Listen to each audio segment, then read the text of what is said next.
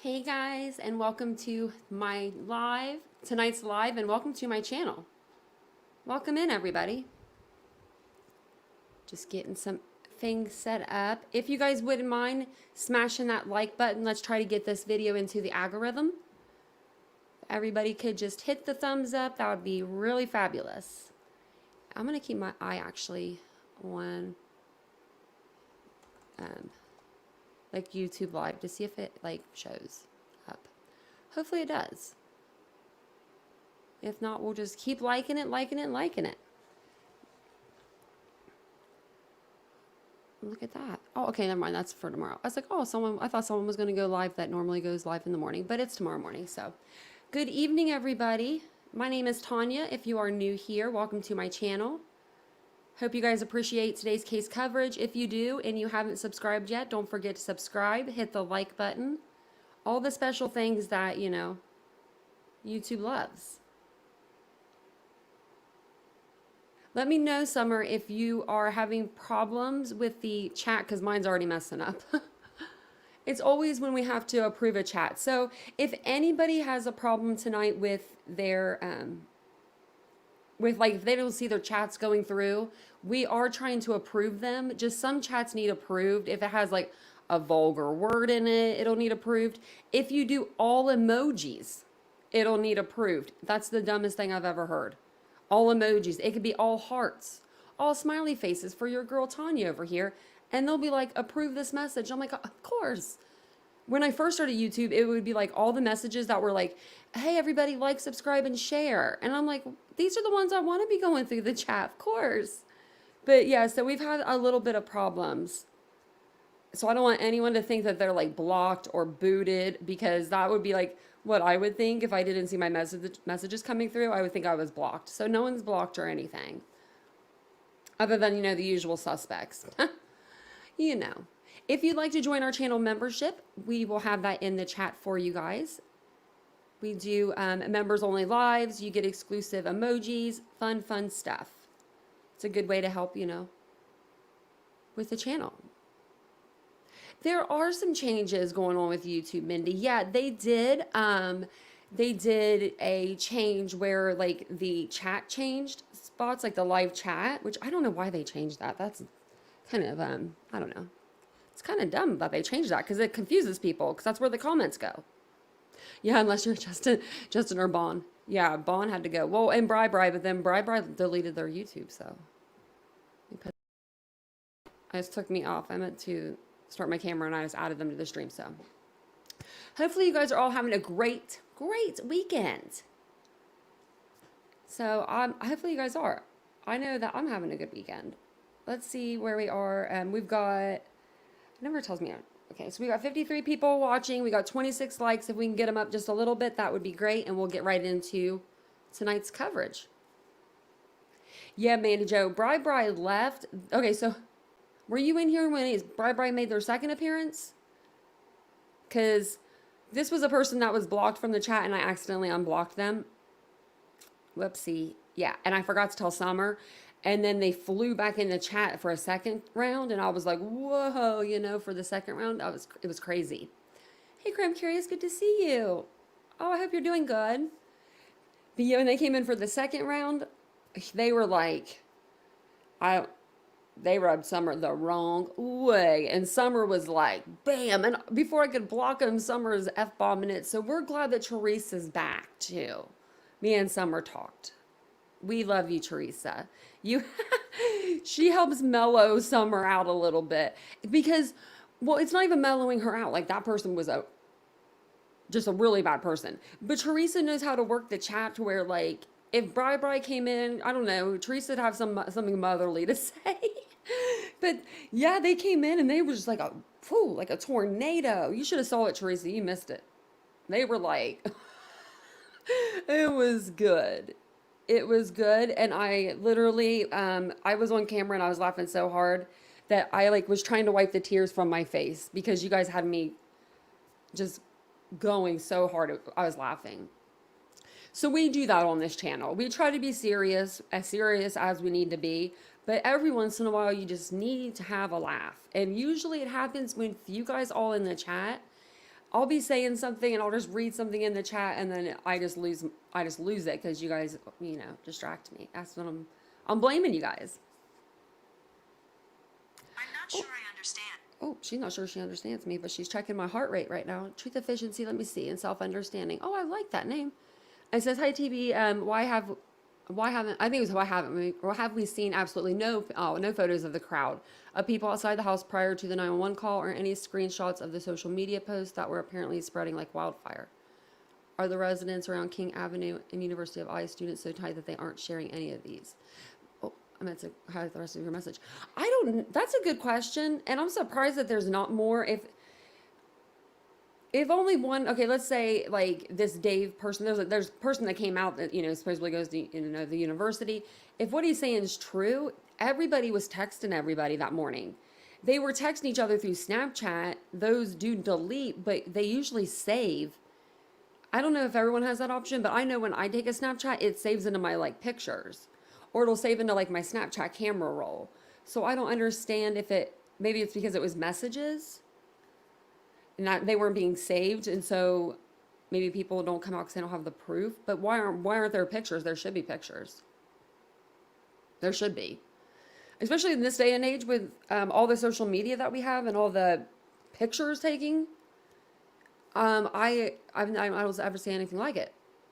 I hate taking pictures. I'm like so bad about it. Oh, so do you guys recognize me since I got my new, I got my hair cut? I got 2 inches taken off. No one even noticed. Summer, you didn't notice my haircut. It literally looks the same. It was 2.5 inches though. And Vincent didn't even notice it. And he notices normally like a quarter inch. He'll be like, too short. But, so I went and got my haircut. I thought you guys would notice. Looks like we got some people coming in the chat now. We can get started. I have a couple videos I'm going to show you tonight. But before we do that, if you don't know the two guys on the screen, Turtle Vest, Brian Kohlberger, and then we got on the right, Ted Bundy. In this picture, I could see the similarities. There was a lot of people talking about the similarities between them guys in the beginning of, when Brian first got arrested. We never really touched on it. And I didn't think that there was a lot of similarities between the two cases. And I still really don't. And I'll show you the reason why later. But I think that they do kind of have that similar look to them though. I mean, if it's just two guys, I guess, blank staring into a camera. But to me, like, I think it's the hooded eyes. Like Ted Bundy almost has the same eyes, like the hooded, where they're like sat back a little bit. His little turtle vest. It's his shell. Keeps him weighed down. Those things are heavy. I know. So everyone wants to BK doll murder folks. So that's what we're doing. We're kind of like going through and we're kind of debunking it in a way. So last night we went over a BTK and we didn't really find any similarities there either. So, so say hello to everybody in the chat. If you're listening and you've never been in our chat before, get to know some people in the chat. We're friendly folk here. And then we'll go ahead and we'll play some videos. I have one to show you that was the Nancy Grace like documentary. She did it and it's pretty good because it's not like her just sitting at her desk. And then they just came out with one a couple days ago. It's a body language expert that went on Law and Crime. I swear I thought we watched this together, but maybe not. Maybe I watched it by myself. So because I went back through the lives and I was like, it's not on here. I also have a list of the differences in the two cases between, Bundy and Kohlberger, and then I also have some similarities. Not a lot in the two. I mean, like maybe 10 in each, so. Yeah, and happy Memorial Day weekend. Remember why we celebrate. You're absolutely right. Oh, thank you, Martha. That's really sweet. She said, hey, love your channel. That's so sweet. Thank you, Martha. And hello, Tony. Mary Beth. Tony, you look tan. Thank you. I've been outside. I've only been outside for like a couple hours each day. Well, I mean like an hour one day, an hour another day. Vincent was like, you're darker than me. And I'm like, I'm more of a different color. I don't know. He's a different tan. Oh, does she have a new hairdo and more Botox? Let me see. I'll have to look when we're on there. She's probably got something going on. Back in 2020, she had the best hair ever. It was down. She didn't use the hairspray as much. And I'm like, Nancy, you would be looking good then.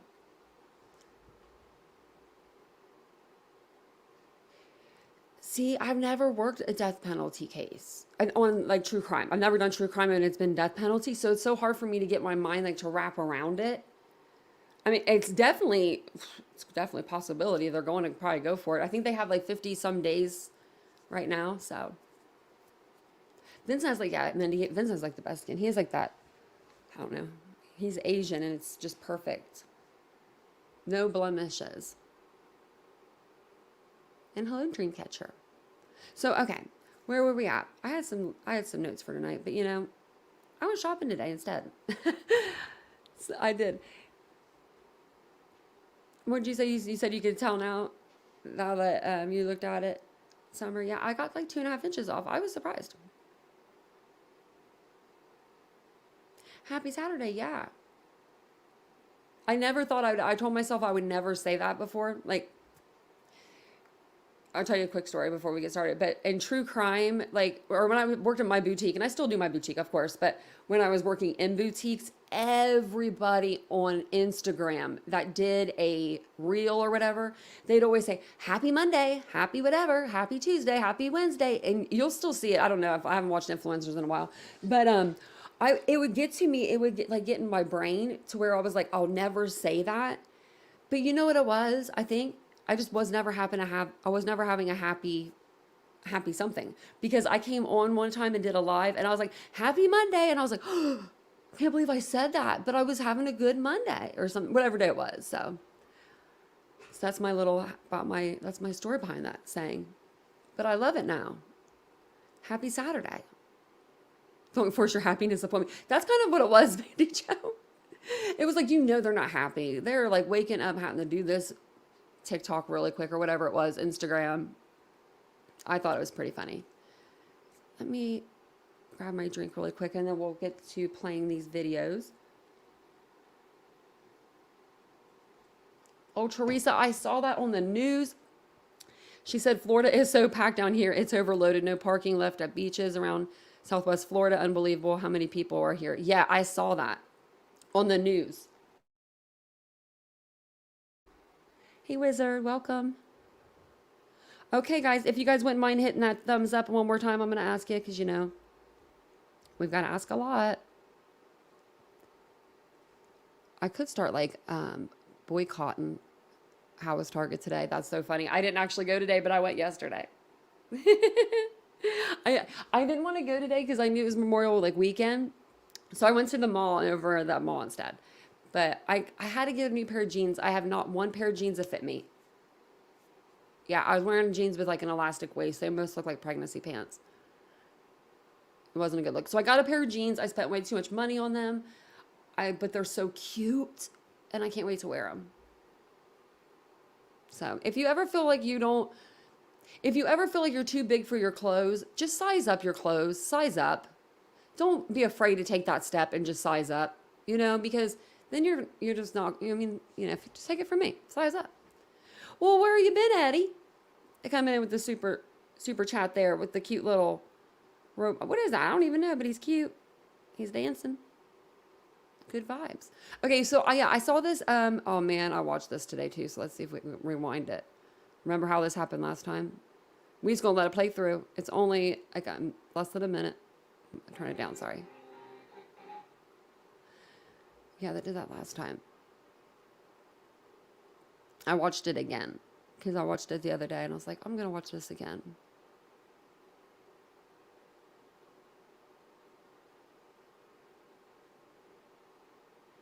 Are you kidding? We'll just go back this way.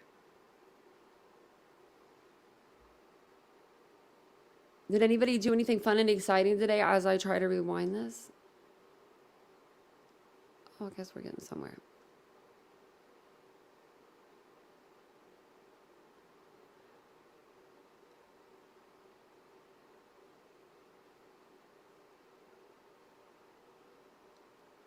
I'm trying to get it to rewind right now, Scarlett. We had a problem with it rewinding last time. But if you want to, you can download the Fox Nation app. I'm not sure how much it costs to for each month because I just pay for it. I should look. But you can buy the subscription and then you can watch it without any interruptions at all.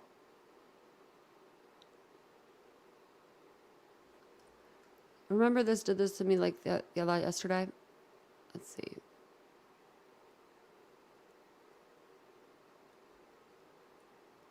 I want to watch it.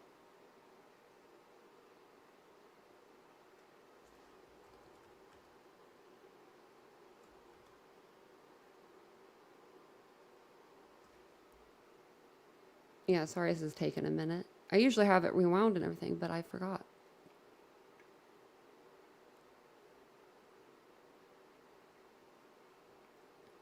Oh, wow, this is why. Okay, there we go. Wowza. Okay, sorry about that. Everybody that was waiting.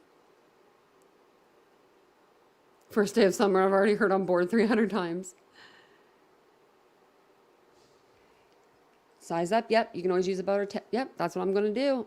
I just went ahead and sized up. I was gonna, and I wasn't bigger than I thought. I was smaller than I thought. Congratulations to me. I know no one really cares, but congratulations to me. I've been working out for 7 weeks, y'all. I didn't want to try on pants. That was the problem. That's why I never went. I just kept wearing sweats. Okay, we're gonna get to it.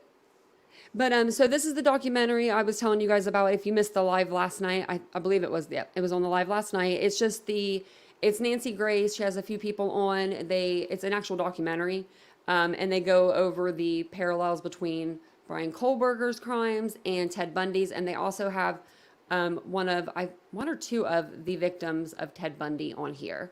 I was listening to it, and I wasn't watching it, so I'm not sure how many were on here. Skip the ad. Okay. Also, don't forget to like, subscribe, share. I'll be in the comments, or I'll be in the chat if you guys want to chat with us, ask any questions about the case, and I will drop the link for the panel if anyone wants to come up while we're going over this. A couple of young co-eds were killed in their sleep. Police in Moscow, Idaho, found the bloody bodies of 4 University of Idaho students. Most brutal and a savage crime on the Florida State University campus. Despite hundreds of tips and interviews, authorities have yet to identify a suspect. The Tallahassee police tell us they don't have much to go on right now. No hard leads, no suspects. This shaken college town community, along with the grieving parents, are still demanding answers. It makes me sad that they've got to go through what Tallahassee went through. Sent my daughter to college to get an education. She came back in the box. You're really taking away what you think of as the safest place in the world.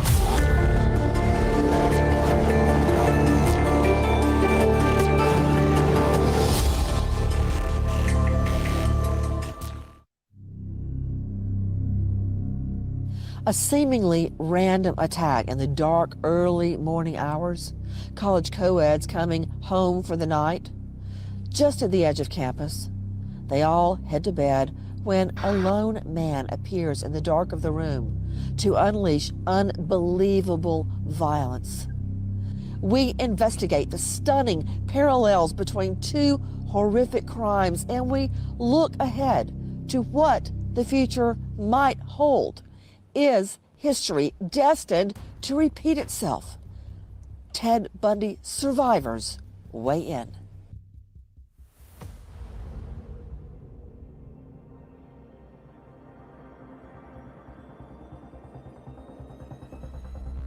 When you read the headlines out of Idaho, what did you think? I was really saddened to hear about the news that happened. That news brings Cheryl Thomas, County, Florida, did then and there unlawfully attempt to kill a human being, to wit Cheryl Thomas, by beating her about the head. back to the darkest moments of her life, the night she was attacked in her own bed by serial killer Ted Bundy. I could relate. It was a quick, immediately reaction to that scene. What about it, Karen? It does bring back that memory. Attempt to kill a human being, to wit Karen Chandler. Of shock. Karen Pryor, then Chandler, relives those same horrors of barely escaping death at the hands of Ted Bundy.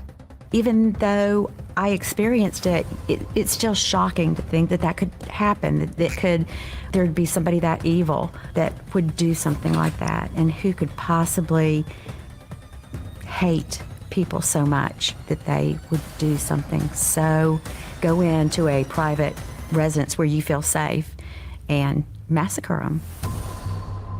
In the early morning hours, January 15, 1978, Ted Bundy, on the run after escaping prison in Colorado, breaks into the Chi Omega sorority house at Florida State University. There, he brutally bludgeons 4 college girls, leaving 2, Margaret Bowman and Lisa Levy, dead. 2 more barely clinging to life. Karen is one of those survivors. I'd covered my face and I was kind of stumbling down the hall. Several girls ran to phones. There were 3 phones upstairs. And they called, and there was some garbled message apparently to 911 that there had been a fight at the sorority and there were some girls that were hurt. So when my parents were called, that's what they were told. As police race to the scene, Bundy's spooked by a car pulling into the sorority house parking lot. He makes his way down the street and continues his rampage. I'm thinking the rage that went through your sorority house where murders were happening, attacks, it must have set off his rage even more. Bundy enters this duplex and attacks Cheryl Thomas in her own bed with the same brutality he displayed just moments before. My neighbors heard when I was being attacked. They heard moaning, so they called, and they could hear through the wall my phone ringing. I didn't answer. Then they called again, and they heard running. So at that point, Ted Bundy was running out and getting out through the kitchen window. And they called 911 because it was just too weird of a sound of going next door. Having suffered severe head injuries, Cheryl's rushed to the hospital in a coma. Her assailant is nowhere to be found for weeks. He leaves behind stockings he used to cover his face and a distinct bite mark on one victim, yet police still have no immediate suspect.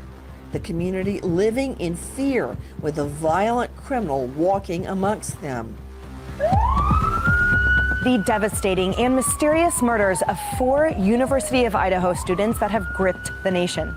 Moscow, Idaho, a college town nestled in beautiful mountains. It's an idyllic spot where many leave their doors unlocked and don't bat an eye at a passing stranger. Until November 13th, 2022, that is. On that fateful day, Moscow becomes the backdrop to a horrific crime, reminiscent of the brutal slayings 4 decades before in Florida. Kaylee Gonsalves, Maddie Mogan, Xana Kernodle, and Ethan Chapin are stabbed dead after a night out. The suspect also nowhere to be found. The details of that night draw many parallels to Ted Bundy. I think we're going to see a Bundy-like character emerge here. Homicidal maniac. I see so many similarities in this case and Ted Bundy. There have been a lot of mass murderers, but he seemed to almost pick a murder that mirrored one of Bundy's murders. Is that a coincidence? I don't know. And how do you believe they mirror each other? Because he broke into, as Bundy broke into the sorority house and went kind of systematically from person to person to kill him. We cannot say that there's no threat to the community. And as we have stated, please stay vigilant, report any suspicious activity, and be aware of your surroundings at all times. The story explodes with speculation about a serial killer on the loose. Ted Bundy, believe it or not, gave me a release of the attorney-client privilege in writing back before he was executed. Ted Bundy's former lawyer, John Henry Brown, tells us he stopped doing interviews until he heard about this case. This situation I felt is different in that I just started in my head putting together some things that are glaringly similar. So I decided, well, this is an issue that I'm willing to talk about. At first, I didn't pay much attention. The case also catches the eye of private investigator Bill Warner. Although he has no involvement in this case or Bundy's, Warner studies violent crime. And right away, I thought, well, this is some kind of a copycat of Bundy. It's very somber standing here at the scene of the 4 murders. The comparisons and the parallels to Ted Bundy are overwhelming. In both cases, the suspect, the defendant, approached a home dwelling. There's more than one person in the home. That did not seem to deter them. They stalked their victims at night in the cover of darkness. I just keep imagining them in the dark, in bed, drifting off to sleep. They had been out. A couple had been to a party and a food truck. Hello. Hi. Welcome back. A couple more had been to a fraternity house party. So they may have had a couple of drinks and were tired. It was really late at night. And I imagine that they were getting ready to or had already dozed off. I was sort of hoping, because I was not aware of my attack because I was knocked unconscious. I was hoping that maybe they didn't see the whole trauma happening to themselves. Upstairs, police find 2 victims, best friends, Kelly Gonsalves and Maddie Mogan, and a knife sheath with DNA on it lying next to Maddie's body. On the 2nd floor, Kelly and Maddie's roommate, Xana Kernodle, and her boyfriend, Ethan Chapin's bodies are also discovered. Also on this floor, a survivor who comes face to face with the killer, who she describes as a masked man with bushy eyebrows. On the 1st floor, another survivor. I do find it very interesting, and I think that what got my attention to begin with is an eyewitness was left. Leaving an eyewitness is very strange to me. There were eyewitnesses left, obviously, in Florida at the scene. How do you feel when you think back on the girls that were killed? Because you lived, you survived. You're also in the position of the beautiful young girls and Ethan that were killed because you also were attacked and were bludgeoned within an inch of your life. I'm sad that they don't have the rest of their lives to succeed in their goals. They were college students that were just dreaming for their careers and what they wanted to do. They don't have the chance now, and it's heartbreaking. It's so random, and the manner of homicide was so brutal. I've done probably 50 murder cases in my career, maybe more, and these are the only 2 that have those similarities. Almost all of them involve weapons, guns mostly, or fist fights, things like that, or self-defense. This is just downright brutal. It's rage. Whoever did this was full of rage. I mean, what were your injuries? They were horrific, both of you. The first blow hit my face, and I had skull fractures. Bundy savagely beats Karen with a log in a barbaric attack. I had all my bones in my face were broken, teeth were knocked out. But I think because I did this, the second blow broke my arm and crushed my fingers instead of hitting my face. Bundy uses the very same log to unleash terror on Cheryl. What was the extent of your injuries? I had multiple skull fractures and I had a broken jaw, just like Karen, but one of the skull fractures severed the hearing nerve, so I'm deaf in my left ear as a result of the head injuries. A log, a knife. Both weapons require the killer to come within inches of their victims. Both require time and an inhuman level of rage.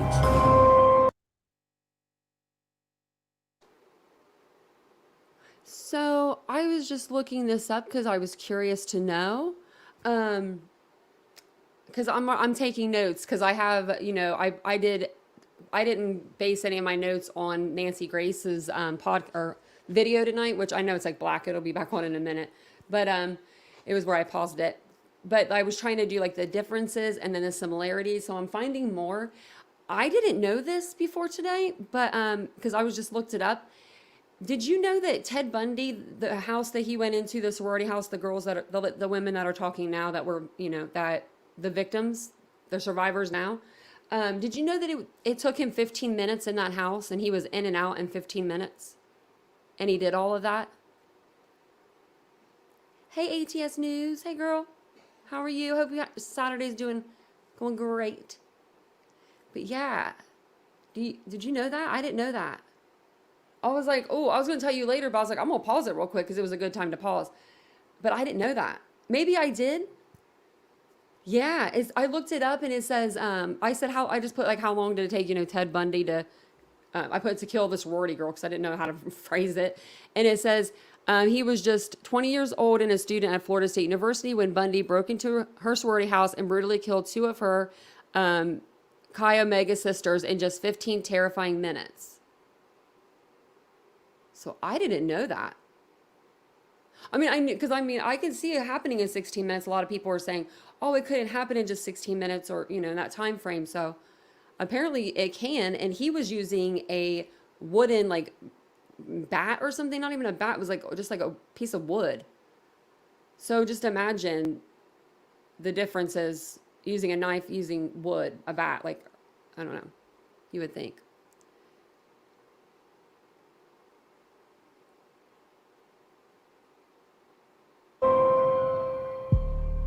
They're brutal, and they're designed to basically destroy the inside of your body as well as the outside of your body.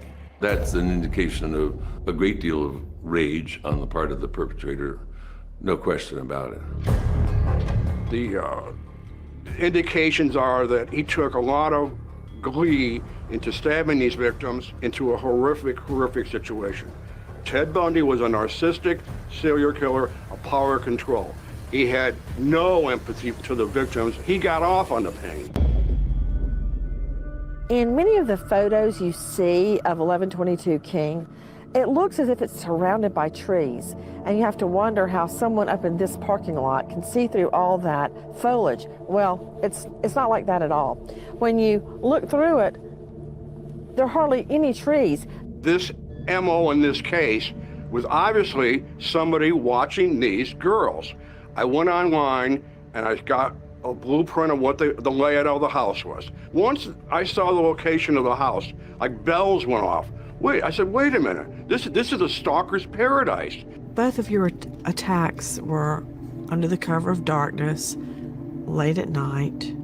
I believe he had been watching you to see that you were going to sleep. Maybe he was looking at the lay of the land, and the sorority house was right across from campus. I mean, campus was on the other side of the street.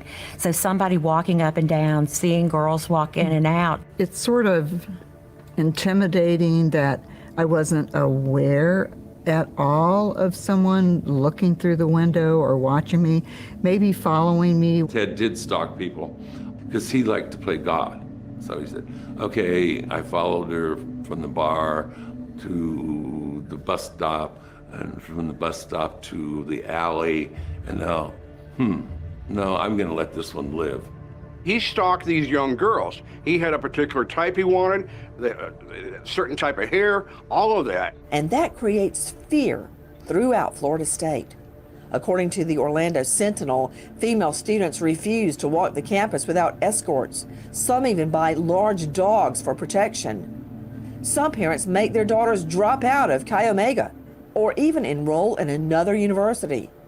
That level of fear is matched in Moscow, with the murders appearing to be random and the killer still on the loose. Many students choose not to return to campus. Still no suspects or any sign of a weapon. The individual is still out there, right? We need to be vigilant. We need to watch out for our neighbors. In the days following the murders, what was everyone at school going through? It was terrifying. Nick Trotta and Sydney Clark are students at Washington State University in Pullman, a quick 15-minute drive from the University of Idaho. The entire culture of WSU and University of Idaho changed. Business slowed down, no one was out, everybody stayed in. We didn't used to lock our doors, and it's a really safe place to live. I was so scared that something was going to happen, and I was by myself with nothing, to keep me safe. That's another very astute comparison between Bundy and Idaho, between Tallahassee and Idaho, because the killer, the alleged killer in Idaho, was on the run. What went through your mind when you came to from your injuries and you knew this guy was still out there? It was terrifying to me because the police had asked, do you know of anybody who would ever be so upset with you that would hurt you in that way? And I didn't know of anybody, and I didn't know the person that attacked me. Were they going to attack me again? The fact is, as long as that person's out, I felt like every young woman was at risk, and that was scary.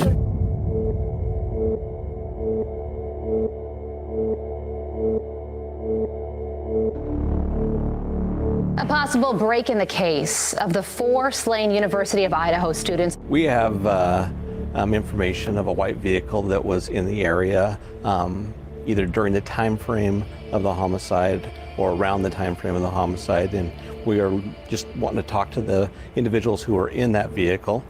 They may have some valuable information for us, and we're looking for a 2011 to a 2013 Hyundai Elantra. The car is the key to the whole case. Ted Bundy, he actually had revamped the inside of his VW Bug to accommodate bringing a body into it, or an unconscious girl, to put her in the passenger part. And that car became the focus of law enforcement. And on the other hand, the white Elantra becomes the focus of a nationwide search. We have tips coming in. We have investigators out every day interviewing people. Where was he? Washington State University Police Department on campus noticed a white Elantra in front of the apartment houses and contacted Moscow police and the FBI. They're like, hey, wait a minute. One of the students over here has a white Elantra. That student? Bingo, Brian. Brian Koberger becomes the prime suspect, although he says he will be exonerated. Police learn he trades out his license plate just days after the murders. I understand the person of interest in Idaho changed his license plates. Ted did have a number of different license plates in his Volkswagen, and I think that was to eliminate a trail. Did you ever see his Elantra out there? Yeah. Shortly after the Moscow murders, Koberger's neighbor, who wants to remain anonymous, says he shared an eerie conversation with the same man, now at the center of the police investigation. The week after these murders happened, he brought up, he's like, have you heard about these murders? But to you, he actually says, have you heard about the murders? Yeah, when we were talking, he said, have you heard about these murders? And I was like, yeah, because it just happened. He was like, yeah, it seems like they don't have any leads. And I was like, yeah, I guess not. And then he's like, yeah, they think it's a crime of passion. He also tells us his wife was wary of their new neighbor from day one. She had an intuition about this guy. I'm telling you, women's intuition, it's real. Did you ask her why? He was odd, and I just can't put a finger on why, and I'm trying to think, like, I don't know. I can't really put a finger on it. When he first moved here, I was talking to his dad outside first, because his dad was out there. Brian must have been organizing the apartment. He was like, I want you to meet my son Brian. He has some trouble making friends sometimes. And then he came down, and he was a little odd, but I'm kind of odd to some people, so I didn't think much of it. What did he like to talk about? Well, he likes to talk about his major and stuff that he was into, like forensics and stuff. This guy supposedly knew everything about a crime scene and how killers work and how killers think. Kohberger's interest in crime spans back years. He even worked as a security guard, and in the fall of 2022, applies for an internship at the police department that neighbors Moscow. Bundy was a law student and eventually passed the bar and walk amongst us and then just morph into a homicidal maniac. Both Bundy and the current suspect, Brian Kohberger, are highly educated and highly articulate. I have found that an interesting theme. Ted was studying, in law school when he was arrested. One of the worst things that happened to me in my whole career, if not life, was when Ted told me once the reason I was his lawyer for so long is because we were so much alike, and went into the men's room and threw up. And I told him how much that bothered me. And he later explained to me that what he meant was if he hadn't gone down the dark side, he wanted to do what I did. He wanted to be a defense lawyer. As Thanksgiving break passes and finals end, the fear on campus is still palpable. It's been more than 1 month since the murders, and students, still without answers, enter another holiday break, Christmas. One of those students heading home for the holidays, Brian Kohberger. His father, Michael, flies from Pennsylvania to Washington, and the two set out on a cross-country trip back home in that white Elantra. This is when they had this 3-day trip across the United States. They had the FBI in them all the way across. Police in Indiana pull over Kohberger not once but twice during that 2,500-mile father-son road trip. The stops are caught on police body cam video. Where are you headed? Well, we coming from WSU. Yeah, it's a long haul. You guys scared of airplanes? While Moscow continues to mourn and 4 families spend Christmas without their loved ones, Kohberger's home with his family for the holidays, and authorities watch his every move. They reportedly see Kohberger meticulously cleaning his white Elantra. Authorities also spot Kohberger take his family's trash to the neighbor's trash bin at 4 a.m. That trash is tested. They checked the DNA on that. Bingo, 99.9%. It's a match between the DNA on the sheath and the DNA, whatever trash they pulled out.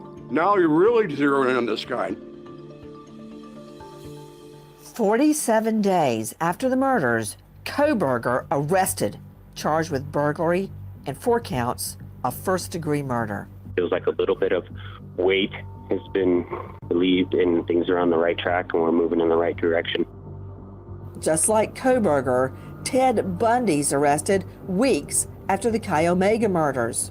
A suspect in the slaying of 2 Tallahassee co-eds last month, Theodore George Bundy, was arrested. Let's go. Theodore Robert Bundy, you are charged, indictment, 2 counts burglary and 2 counts murder in the first degree, 3 counts attempted murder in the first degree. In the name of and by the authority of the state of Florida. When you heard Bundy had been caught, did you ever think that may not be the right guy? I definitely thought that because I'd never heard of Theodore Bundy in my life. I didn't personally know him. I didn't know him as a student at FSU, so I was fearful. What if it wasn't him? How about you? Your greatest hope is that it was him, because you want him off the street. You want him unable to hurt anybody else. And that is the hope of everyone in Moscow. We are here in front of the Lada County Courthouse in Moscow, Idaho. In the courthouse is also the jail that is housing currently murder defendant Brian Kohberger. It's eerily similar to the setup for Ted Bundy. It is right behind me that the victim's family showed up for a hearing, intent on looking Kohberger in the eyes, and they did. Very reminiscent, running parallel to the Bundy survivors who had to look Bundy in the eye as he actually questioned them. Day after day, the handsome and the very glib Bundy helped run his own defense. What was it like looking at Bundy in court? What do you remember about him at trial? I didn't want to look at him. And it wasn't because I was scared. I wasn't scared of him, but I didn't want to give him the satisfaction of I cared anything about him or what he was doing or what he felt like, or I gave my testimony and I left. He seemed so confident that he was innocent and he was going to get his way and he was going to win. What do you believe these victims have before them? The ones that lived. It's going to be very present in their lives. It's going to be a long process. Prosecutors have announced that they will seek the death penalty in this case. In Idaho, the method employed in carrying out death sentences is lethal injection. Karen and Cheryl say they never felt real closure until Ted Bundy's execution. At 16 minutes after the hour, the country's most notorious killer was dead by electrocution. Hundreds of onlookers cheered and celebrated as word came that Ted Bundy was finally dead. He was such an escape artist. I was always worried. I mean, really, until the day he was executed, that was the day I knew he was never going to hurt another girl. As police continue to sift through Kohberger's past, many wonder if Kohberger, like Ted Bundy, will be connected to other crimes. I would not be surprised if through a good police investigation and now with all the technology we have, that there could be additional victims. They're tracking his life probably since he was 12. You don't just wake up at 28 and say, I'm going to be a mass murderer. You don't. It's a pattern. I mean, Ted told me the first person he killed was when he was 12. And it was a boy. And it just escalates and escalates. If Ted hadn't been arrested by chance, he would have killed many, many more people. Judge enters a not guilty plea for the accused killer in the University of Idaho murders after Brian Kohberger chose to stand silent during his arraignment. Mr. Kohberger, do you understand the charge in count 2, murder in the first degree? Yes. Your Honor, we will be standing silent. Okay, because Mr. Kohberger is standing silent, I'm going to enter not guilty pleas on each charge. As Kohberger's team builds his defense and students and victims' families work to define a new normal, Bundy's survivors hope looking back on their stories will help others look ahead. What advice do you have for the girls that lived? To just recognize that their lives are still intact. The best thing that they can do is figure out what they want to do with the rest of their life, without the consideration of being a victim. Make your life a testament to the girls that have died. Be able to go when you're where Cheryl and I are 45 years ago and say, we have a life well lived. We survived. We survived. We hope they'll survive with spirit and hope and strength. Yeah. They've got the opportunity to enjoy their life. And remember their friends too. Madison, Maddie Mae, she was just such a happy, such a great kid, such a perfect little baby, and so just smart and funny and beautiful. Our daughter was super driven. She was driven and she was going to go somewhere in life. We're here to honor the life and legacy of our son and brother, Ethan Chapin, one of the most incredible people you will ever know. She was so positive and lighthearted and understood the gift of life more than anyone I know. What, if anything, do you believe would help give the victims' families some sort of closure in this case?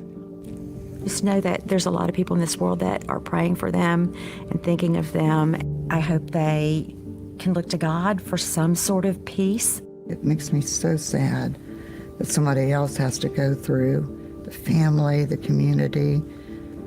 You know, they love their college students. They love their children. It makes me sad that they've got to go through what Tallahassee went through. I hope that they have all the evidence that they need to convict the correct person, and that whatever the rules are in Idaho, that he gets the maximum that he deserves for his crime. It was a time in these victims' lives that was still innocent. You know, they had the rest of their lives to punch a clock, to answer to a boss, to face real grown-up issues. This was their last chance at being a kid.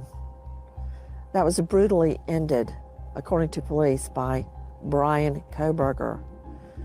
A very eerily similar copycat killing to Ted Bundy. We hope for healing, we hope for strength, and we hope for justice for the 4 students.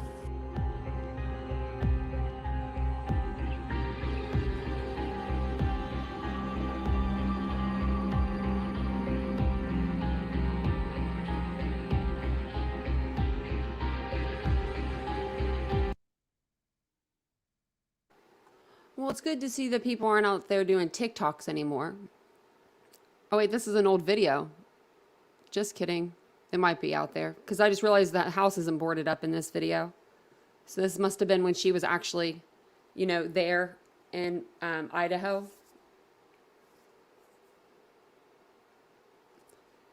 Which one?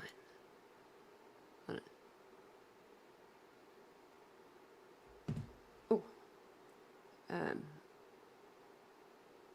Yeah, no, Caroline. I agree with you. He's not even considered a in my eyes anyway, he's not even considered a serial killer. If he would be anything, he would be considered like a mass murderer.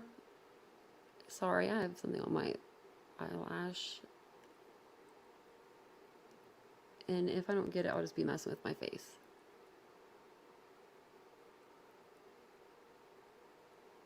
The struggle is real, y'all. If you don't know, your girl has one eye, so. This one is a fake, this one is a real. So I don't want to like be rubbing it, you know, on camera, so I try to turn it off. So exactly, ATS News, justice for Zana, Ethan, Maddie, and Kaylee. And hopefully that judge will get their names right by the time we get back to court, because I don't know. I don't even know what to say about that. That's just something else. Okay, sorry, I was reading something. So I don't necessarily agree with a lot that Nancy says, but I like the documentary. I thought it was just something different, that she hasn't done a documentary like that in a while, that I've seen anyways. So I was going to show you guys this next. Let me actually exit out of this. And then I wrote some more things down that were that I found that were like kind of the same. Also, I had a question for you guys. Do you guys think, do you think that past trials would have had a different outcome? Let's say, for instance, we're just going to put OJ out there. Do you think that OJ would have had that would have had a different outcome if we would have had access to the internet like we do now? Like where we're getting information, you know, by the second. We're not waiting minutes. We're not waiting for the newspaper the next morning. We're not waiting for the news at 5 o'clock. Literally, you just need to come onto YouTube. If you're really into true crime and you want to know about a case, YouTube's the best place to go for information, I feel like anyway. You might get a lot of information that's not correcto, but you'll get a lot of information. You think for sure, Wizard? I think so. I think yeah. Legendary said yeah. That jury was rigged for OJ, yeah. I think that a lot of that was just not right. I remember watching that trial with my dad as a kid, him yelling at the TV a lot. Like, a whole lot. And then, you know, he couldn't believe it. Because my dad was a football fan too, though. So it was like, he couldn't believe, you know, this was going on. But he thought he was guilty for sure. The OJ case was a lot. Or Twitter, yeah. Exactly.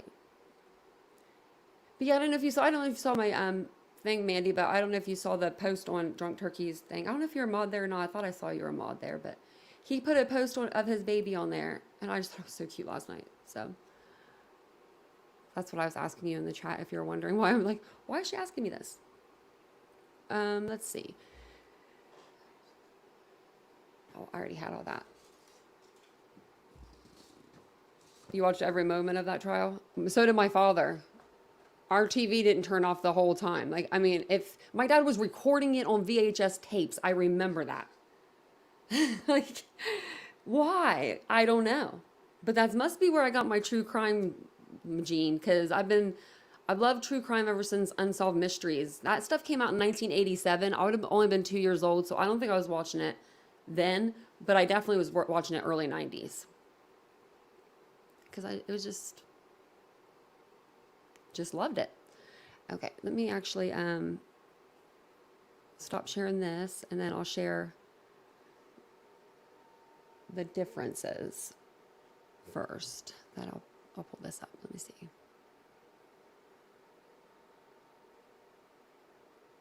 And it's not like the best, but I couldn't figure out how to do a graph for you guys. I just cannot figure this out yet. So we'll get there slowly but surely. There's Kelly D. I was wondering about you this morning. I was like, I haven't seen Kelly D in a while.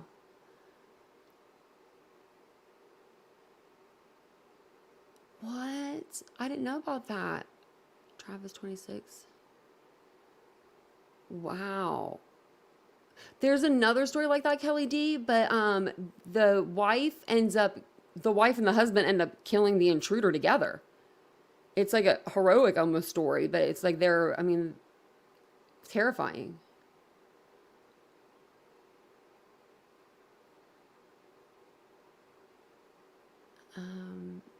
The OJ's trial is still on YouTube. Oh, I might have to go back just to go back. Unsolved Mysteries gave me the creeps too. I saw another creator. Oh my gosh. So I saw another creator. They're going to stream. I was like, oh, I should have done this. Because literally, I shouldn't have graduated high school. I don't know how I did with y'all. I mean, I graduated with 3.8 grade point average. But I don't know how I did it because I didn't go to school. When I was younger, I refused to go. Like if Unsolved Mysteries was on, and it was only on Monday through Friday, I was sick for something.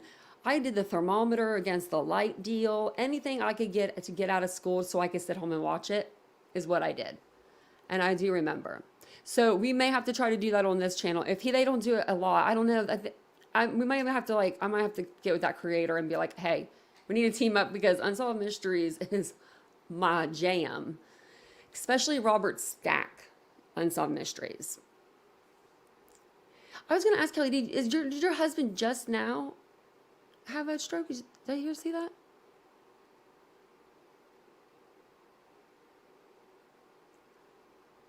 Oh, Vivi, we now know better. Yeah, domestic violence wasn't. Oh, wow. So, okay. Yeah, so these are like the differences. So Ted Bundy with his, and so these are going to be like alleged with, Brian Kohlberger, and these are true for Ted Bundy. I got my resources off Wikipedia again. I just went over to his Wikipedia page, read it, and then, copied down the ones that I thought that were like related to case relation, not like, if they went to the same daycare or something together, or, lived in the same town when they were 5, or, stuff that didn't really matter. I try to leave it out, but if I'm missing anything, let me know. And I do have some stuff written down for the similarities.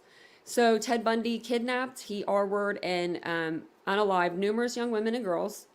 He confessed to 30 unalivings in 7 different states. Bundy was often regarded as charismatic and handsome. He typically approached women in public places, either asking for help by feigning a physical impairment such as an injury or impersonating an authority figure.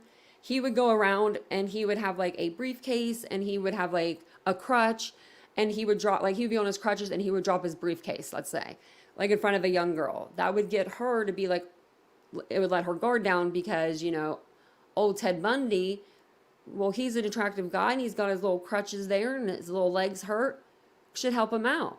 I'll walk you to your car with your little briefcase, he gets her to the bug, and there she goes. She's never seen again. So that's kind of what his MO was.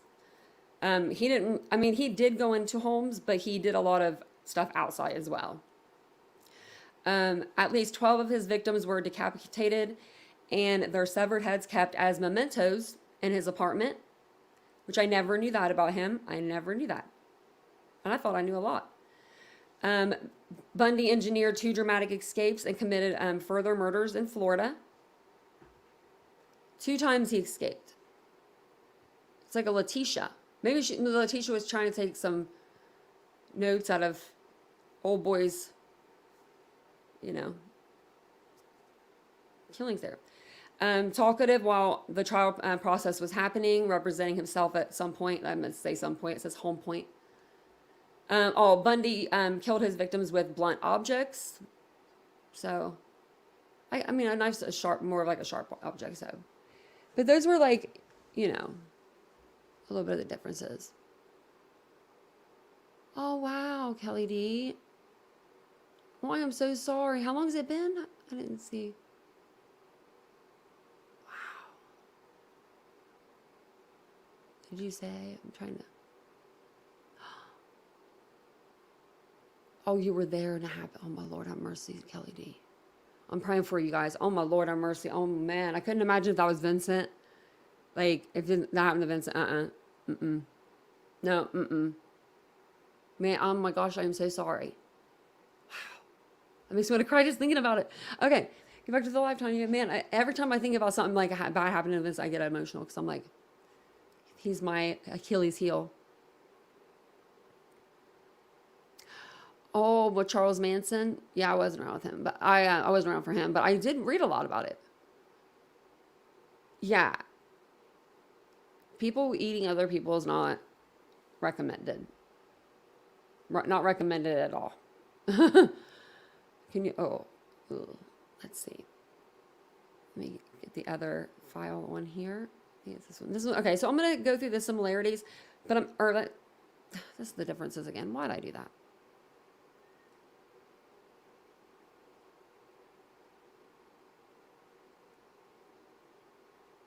There we go, I think. Okay. Kind of looks a little weird, but that's okay. So the ones that I wrote down, I'll go through after I'm done reading these ones, I guess. But the same kind of like parallels in the cases that I thought were the same. They were both, in a college home. One was a sorority. One was a, off-campus house, but they both had sorority girls in them. They both left something behind. The 2 of the girls survived. I know, I think in both cases. No, I think I don't know about the sorority house, actually. I know that 2 girls did survive, but I don't know if that's all that was in the house was just 4 girls in total. I'll have to look that up, actually.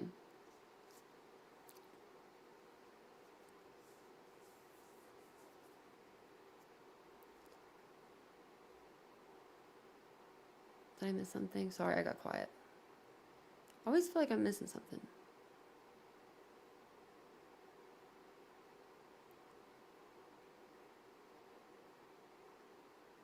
Oh, Elisa wrote Charles Manson a letter. Oh, my Lord, have mercy. He got married.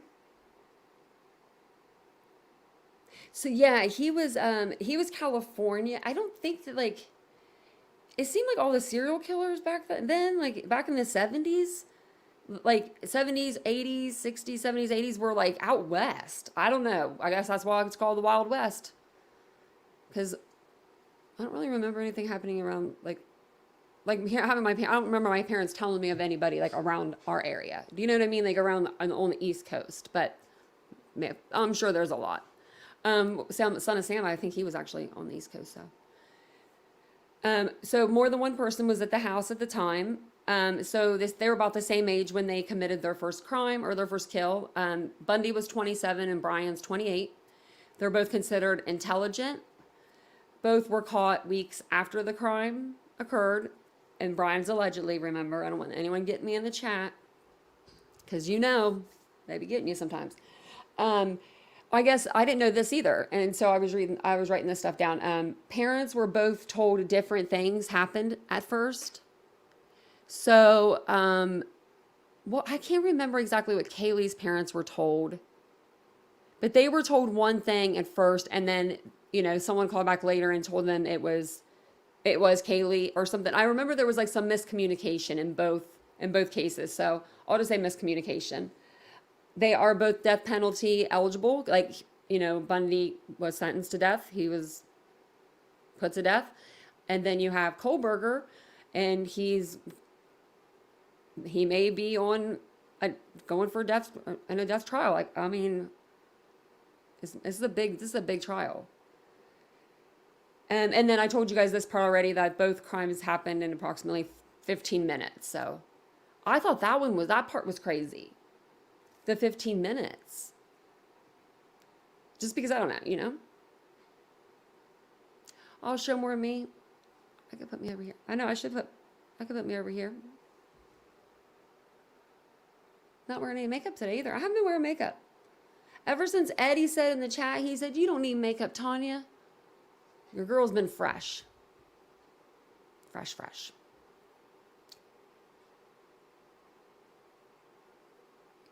Your city was the serial killer capital from 1959 to 1984, Cheryl. Jeez Louise. That's a long time to hold a record. I can't say they never held a record. Oh, Betsy, I didn't know that. And I'm sure we can always add to this list too as we go along, but I figured I would put my own list together for you guys. And then I have another video I'll show you. I swear I thought I watched this with you guys, and then I started watching it earlier, and I don't think we watched it. And I'm not on any drugs, I promise, because I'm like, I've just been watching so much Kohlberger stuff. I'm like, have we seen this together? Have we not seen this together? Really? Where Gacy lives? I bet you that was like, that wasn't a very like pretty property. And then just to imagine that you had that many people underneath the crawl space, and you were just living there with your mama. And I think they were putting mothballs down there, like he was, Gacy. Like, that'll help the smell. Just throw some mothballs down there. It's insane, isn't that? I would go past there if I could. If I would. That's like, the only thing I'm close to that I know of, the closest thing I was to the Cleveland kidnappings. And they tore Eric Kastoff's house down. They tore that thing all the way to the ground. So after those, because they didn't want people out there making videos, doing TikToks, doing documentaries, and doing all of that stuff. Yeah, mothballs. They just threw the mothballs in there. Like, what the hell? Next, they're going to be using those little salt packets you get in your shoes that like dry stuff up. I'm not giving anybody ideas, but I feel like that'll be the next. They do still make mothballs, Cheryl. I saw some at the store not so long ago. And I was like, oh, I didn't know that thing was even a thing that existed. It's like my mom's generation, but my mom didn't use them, but maybe my mom's generation or her mom used them or something maybe. But they skipped mine. But I guess they're back. Oh, I didn't know that maybe I didn't know that they tore her house down. Maybe I didn't.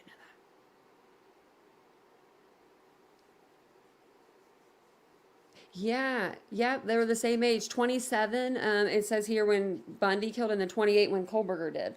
My arm's itching so bad from that scratch.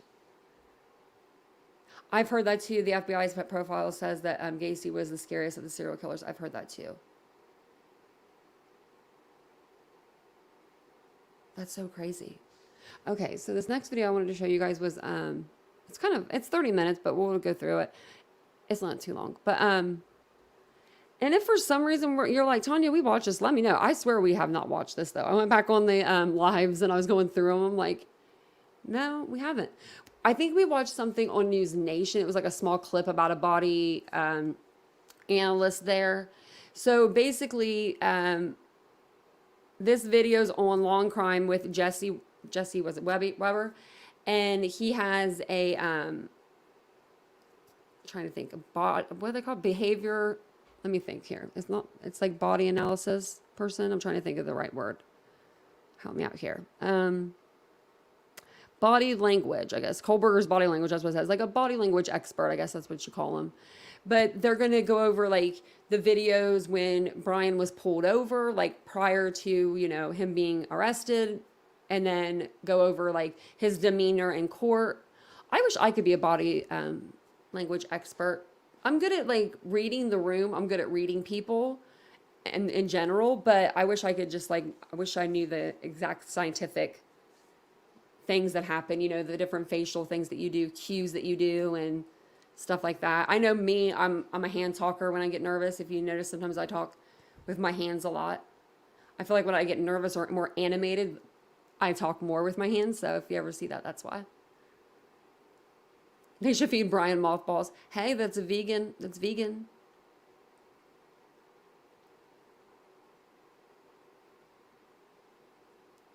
Okay, so let's see here. I'll start playing this and then I'll be in the chat with you guys. If you guys don't mind hitting the thumbs up, it really does help the channel. And if you're into true crime, don't forget to subscribe.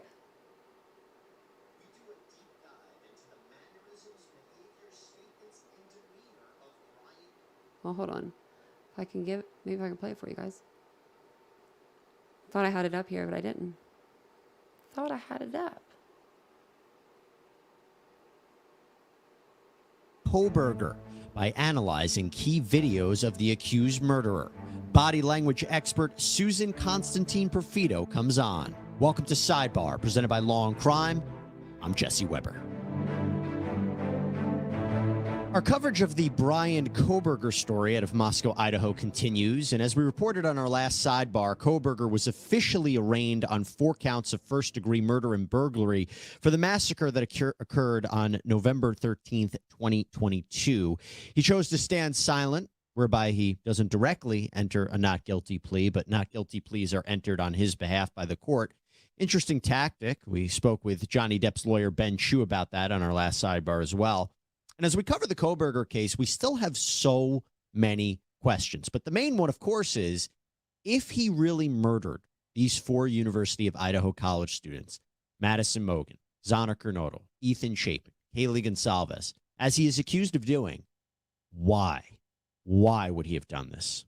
It's a major question, hasn't been fully articulated yet by prosecutors. And as we analyze the life and the actions and the backstory of this former PhD student from Washington State University, we're trying to understand who he is. And I'll be honest with you, it's kind of hard to get a read on him. What's going on in his mind? What's he thinking? Well, we thought, let's try something different. We actually have some video of Brian Kohlberger during traffic stops, in court. What does his body language tell us? Well, no surprise, I'm no expert in body language. Everybody knows that. The good news is I have someone with me here today who is an expert. Joining me is Susan Constantine Perfido, the president of the Human Behavior Academy and the president of the Human Behavior Lab. Susan is an expert in reading body language and is a trial consultant. Susan, so good to have you here on Sidebar. Thank you so much for inviting me. Of course. So we have a lot of video to go through. You're the perfect person to talk about it. I'm going to start in chronological order. So first up, I want to start with when Brian Kohlberger was stopped by police 1 month before the killings. So he gets pulled over for running a red light in Washington State. Let's take a look. Hello, I am Officer Langus. Stops being audio and video recorded. I think you know why I stopped you. You ran the red light. What actually happened was I was stuck in the middle of the intersection. Yeah, so I was behind you the whole time. Yeah. Yeah. So technically you're not supposed to enter the intersection at all for that reason, because if the light turns red, then you're stuck in the intersection, and then you run the red light. So that's the reason I stopped you. Do you have your license on you? Yeah.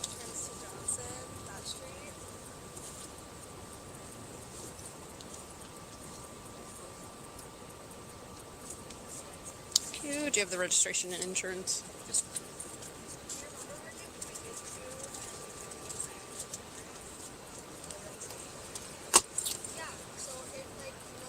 Let me just get this for you out. You what? I'm just gonna get this out for you. Okay.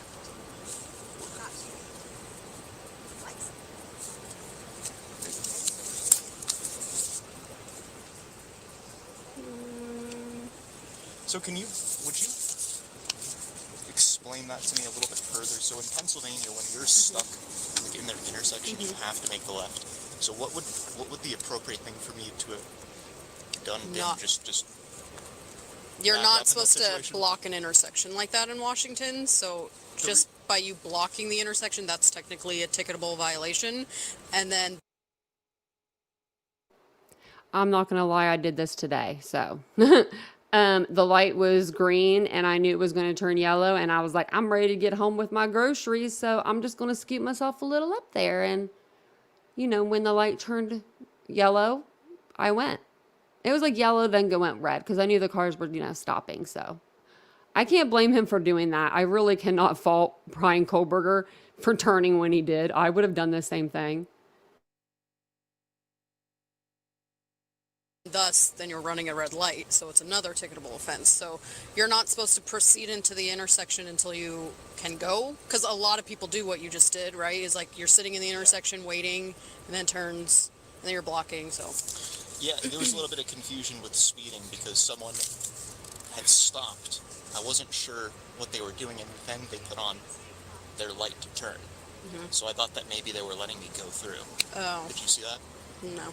Mm-mm. I feel like right before I made the turn, there was someone who made a right. They didn't have their, their signal on, so I wasn't sure if they were just waiting. Mm-hmm. Yeah, so I would just advise just don't enter the intersection until you can go, so you don't get stuck. Let's see. But in that situation, the best thing to do then would be back up and not. I don't know if there's a best thing to do in that situation, because you're either going to back up into somebody or you're going to run a red light. Yeah, the best thing to do is probably not go through the intersection. But here's the thing, Susan. This is probably the clearest video we have of him and most up close. Again, what do you think? This is about 1 month before the killings. Yeah, so there's nothing that's really overt that stands out to me here. This is beforehand, so there's not cognitive load. He's not being watched or being pulled over because they think he's a suspect. So you don't see the typical glare stare that you see in later videos. He seems to be working with a police officer. The issue is that when I'm watching his eye movements and he's describing what had occurred, like he was in the middle of the intersection, and then he's also comparing it to his hometown. His eyes move side to side. You don't see him in visual recall or visual memory, which is upward. He tends to go side to side. And everything that I've seen with him, he tends to be very much of an internal processor. And then he begins to question the officer. He's not combative, but on the other hand, he's still trying to work his way out of it to have some sort of logic. So that tells me a lot about how he thinks and how he processes. He tends to be a very chronological analyzer and thinker. Big thing that I take away from this, a few things. One, the fact that he's asking these questions and has this level of what I would say maybe comfort with the officer. This is a PhD student in criminology. Part of me feels like he's interested in learning the law. He's interested in learning, like, how's the police officer stopping him? This is my take. I'm not an expert. But what's the most alarming thing for me, this is a 1 month before allegedly killing 4 people. And there's been evidence that he's been at that residence or in that neighborhood for a time. It hasn't been entirely clear if he was following at least one of the victims or stalking or how pre-planned this was. But for somebody who a month later is going to murder 4 people, that's the allegation. How do you look at him? I mean, what should we be thinking about when we look at him there? I mean, that's the thing that gets him. I'm trying to see if there's anything there that would get any indication he's about to commit a quadruple homicide.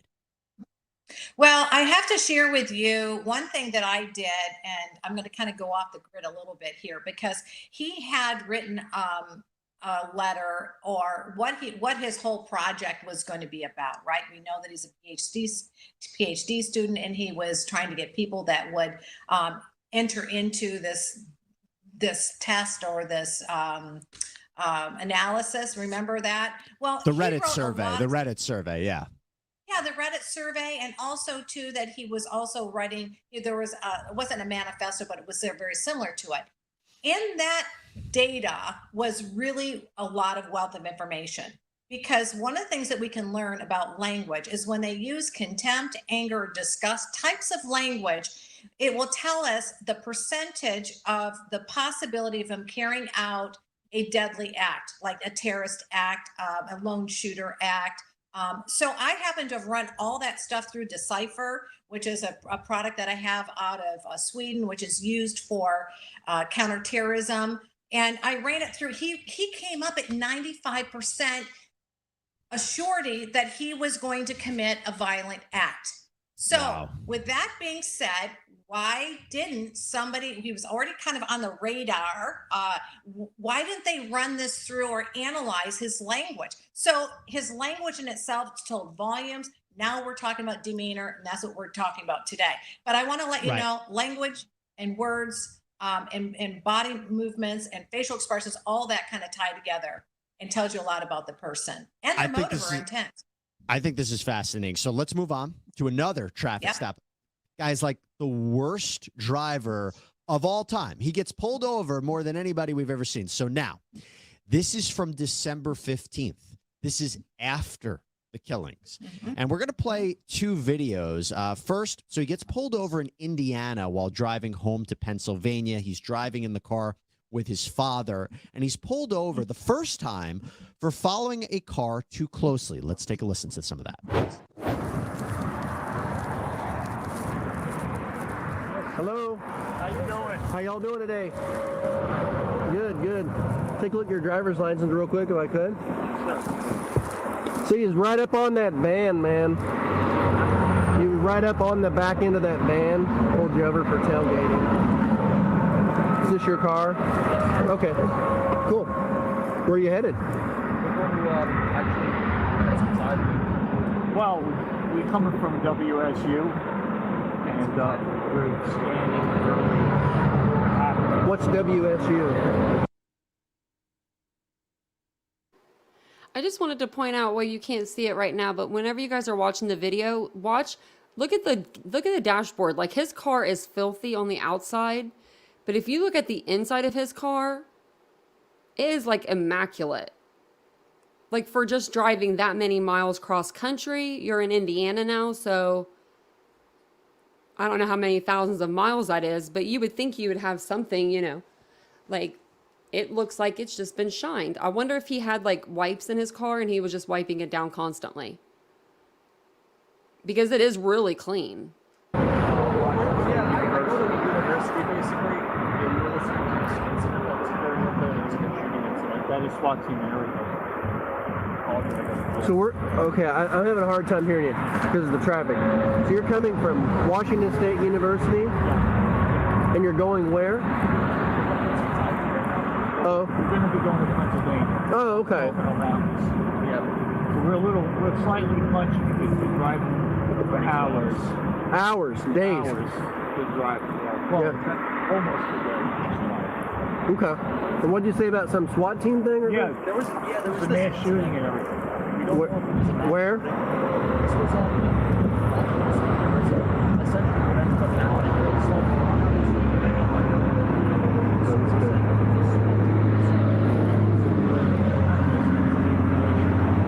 Interesting.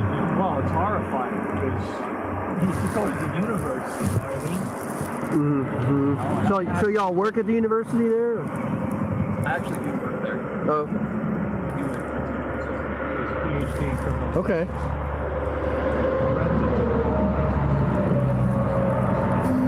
Okay. Yeah, I hadn't heard about that incident. Just yesterday, or? No, this happened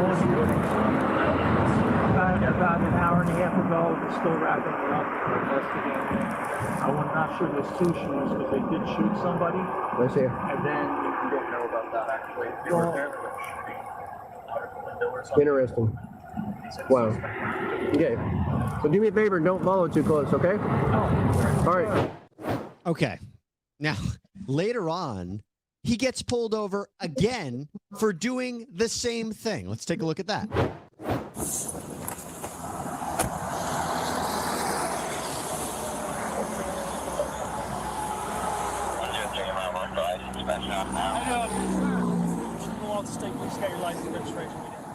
don't realize I stopped you, man. When you're driving by me there, you're a little too close to the back of that semi. I've got one car between you and the back of this trailer. I'm about one car with 10 miles an hour, so we're going 60 or 70 miles an hour. We're about 6 or 7 cars.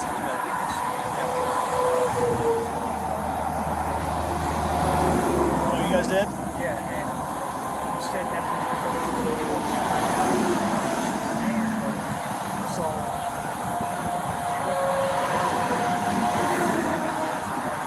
You guys stopped by a trooper? We don't have any SUVs. It was a county guy. Was it like a black SUV? Okay. All right. Okay, now it's really hard to hear him in that one, and you don't really see him in that second video. But Susan, here's my take on this, right? If he did this, he's the killer. He could be thinking, wow, I'm about to get arrested. I'm about to get arrested for murder. It's my take about his initial impression of that. But, what do you think? Well, when I'm looking at his body language throughout, I want you to pay attention to the lack of eye blinking and that very blank, empty stare or the glare. He has this glare about him. And when he is in that place, it's called fight or flight, right? So he's really hyper aware, because when you think about if he had committed these crimes, these horrible crimes, he's on high alert. He's in that fight or flight response. So that's where his eyes are very frozen. His eye pupil dilation is larger. And this kind of gives you indication, why is he feeling this sense of fear? The other thing is he has a very cold kind of iciness about him. He's looking over at his father for affirmation. He does these very quick little jarts. It's not like he's turned towards the officer listening and then nodding his head. And it would be a way of non-verbally saying, I understand you, I hear what you're saying, and they're following him. He's not doing that. He's looking straight ahead. He's darting off. He's coming back. He's darting off with that very blanket stare. The other thing that I thought was really interesting is how he corrected his dad when he was talking about that there was a shooting. There wasn't a shooting. He says, oh, that we don't know that yet. So it's interesting that he came in and he actually said that. And again, when you think about it, he questions people. So when we go back to the first video, what did he do? He questioned the logic or questioned what the officer was saying. Really what he's really trying to do is to gather intel for himself to knowing how to then move forward with this next question. Do you get a sense of relief when the officers leave? Well, he knows, number one, that he's being questioned, right? So I don't know if I would say a sense of relief, like where his shoulders are slumped down and he breathes out. That's kind of like, whew, okay, we got through that one. He didn't. He's trying to keep very collected. So when he's ready to go, he's ready to go. So I guess that would be the indicator that he was ready, that he was, the fear had dropped. Now he's ready to go again, but he's on high alert. So that's what I'm seeing here more than anything else, because when I'm looking at his facial expressions, he has this very intense expression. You can see it in his forehead. You can see this, we call a bulge that comes across the forehead. It's when he is leaning, his head goes down, or his forehead goes down, and then he raises his eyebrows. That's what we call a fear response, but he's borderline paranoid. So when I'm analyzing someone, I'm analyzing these fear responses and the psychopathy of it. So things that we know is that they have a very stared, glared expression. They have a very blank glare about them. This is what we call fixation, okay? When a person is very fixated, you see these frozen responses. You also see eyes dilate. You will see these frozen, very rapid movements. You'll see fight or flight responses. All of that also is tied into paranoia. And if you think about the guy who shot up all those people in a theater, the guy with the red hair, he thought he was the Joker. If you look at his expression, look at the two compared to one another. You see the eyes wide open and no affect in the face, bottom region. So when you look at the top region compared to the bottom region, nothing here changes, but you see the fixation. That's so interesting. Now that Yeah, you're it's saying that, I'm really- actually thinking about. I haven't thought about that guy in a long time, but now I'm remembering his mugshot, and that's eerily similar. Okay, so Susan, I want to get into Kohberger in court. So he's arrested 6 weeks after the killings.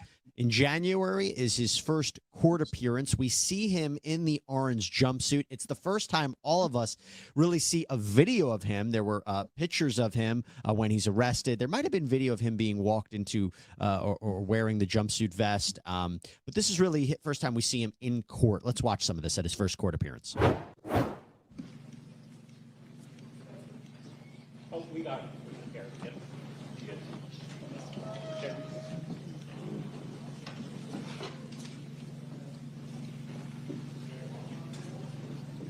Mr. Kohberger, I am going to advise you of the rights that you have in this case. I am going to go over the criminal complaint with you, and then we're going to discuss setting the matter for further hearing. You have the following rights. You have the right to remain silent. Anything you say can and will be used against you. You have the right to the presumption of innocence. That means the state bears the burden to prove that you are guilty of this offense beyond a reasonable doubt. You have the right to a preliminary hearing. A preliminary hearing is a probable cause hearing.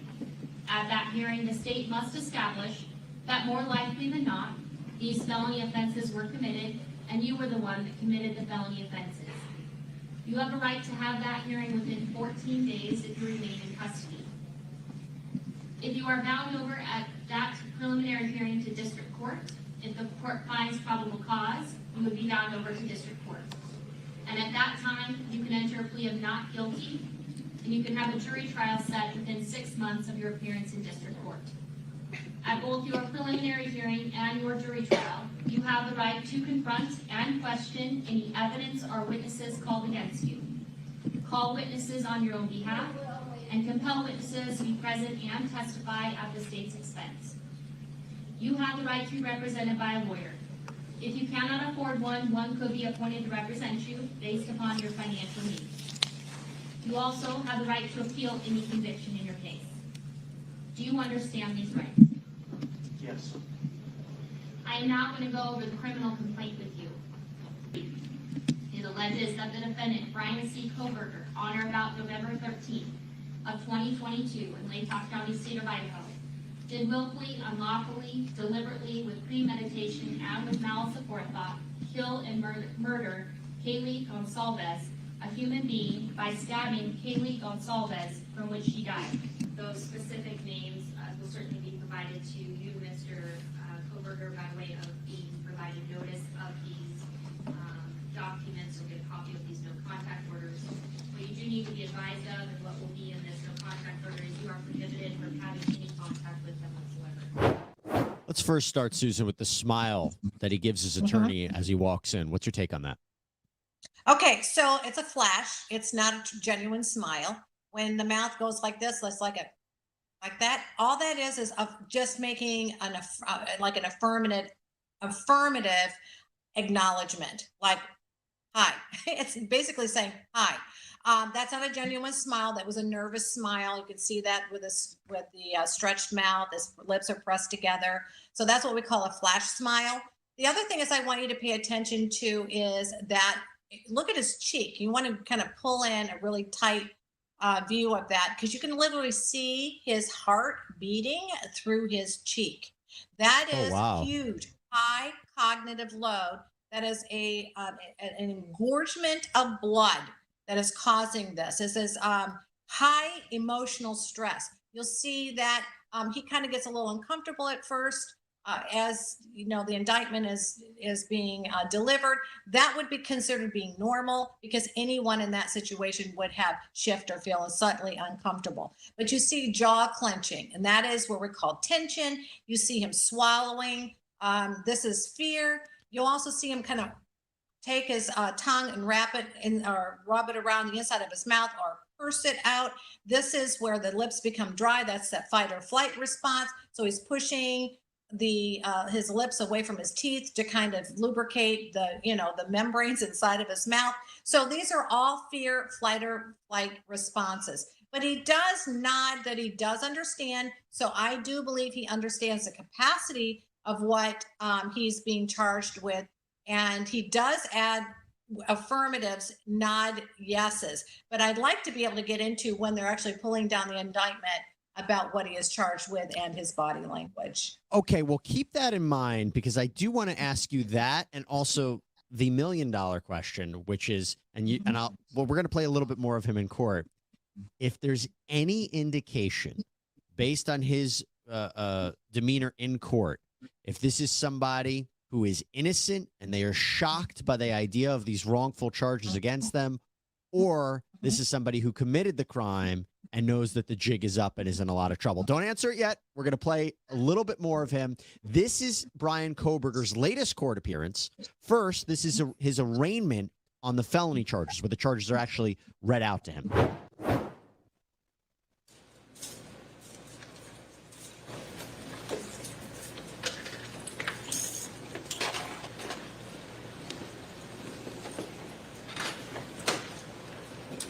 All rise. Thanks very much. Please be seated. Good morning, everybody.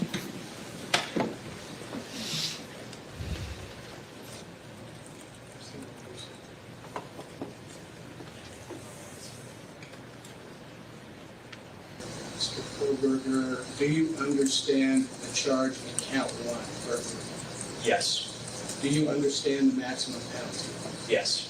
Do you understand the charge in count 2, murder in the first degree? Yes. Do you understand the maximum penalty? Yes. Do you understand the charge in count 3, murder in the first degree? Yes.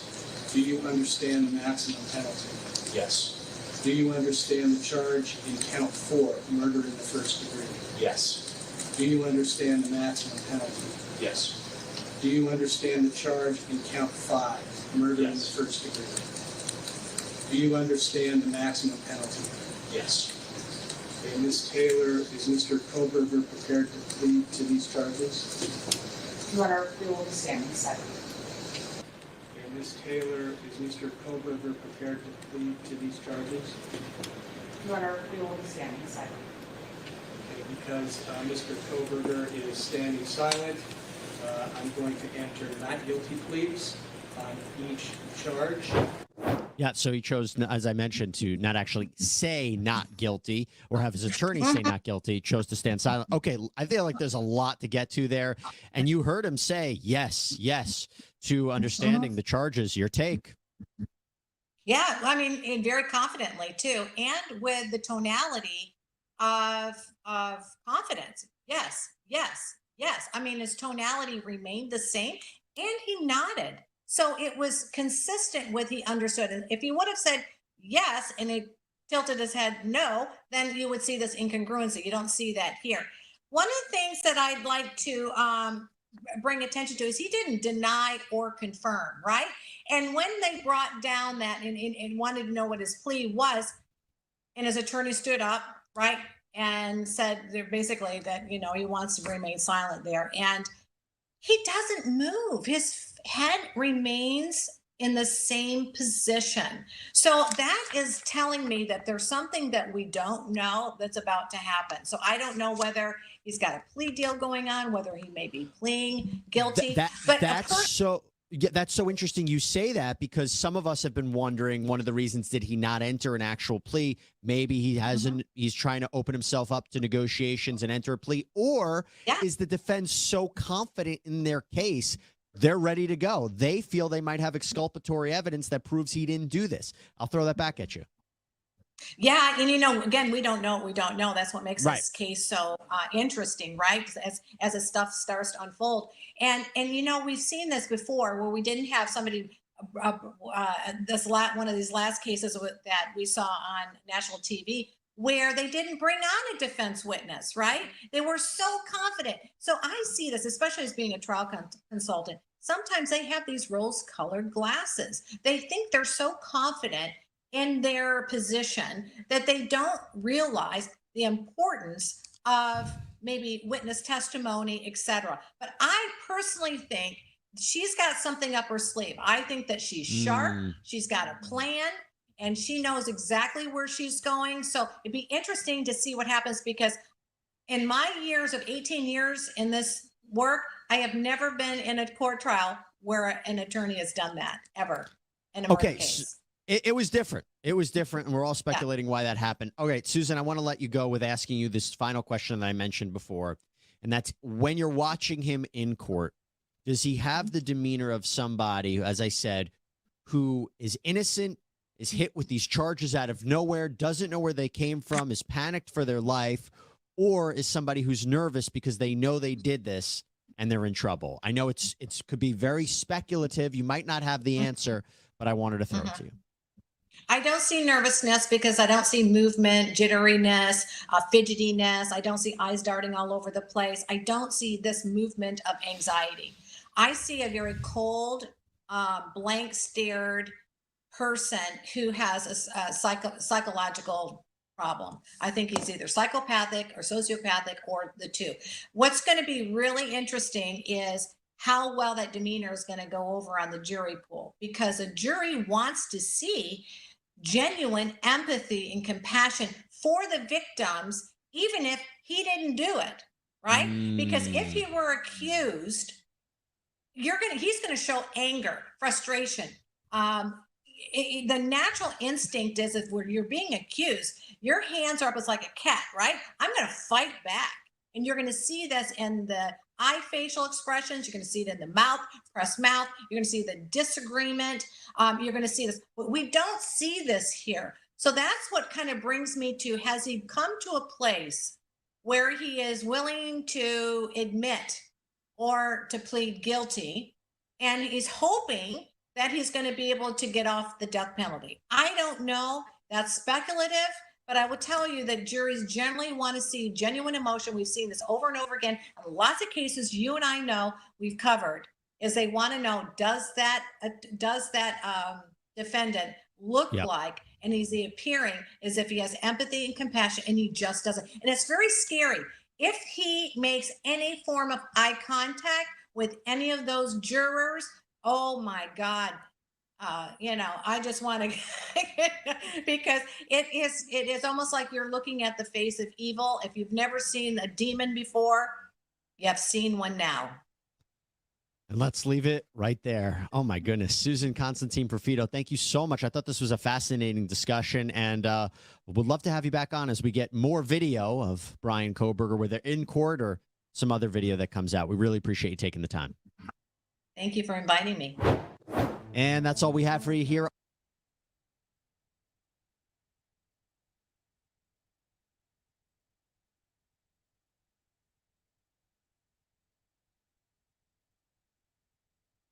But this is really... I was trying to get a better picture of the courthouse on the inside. That courthouse is so small.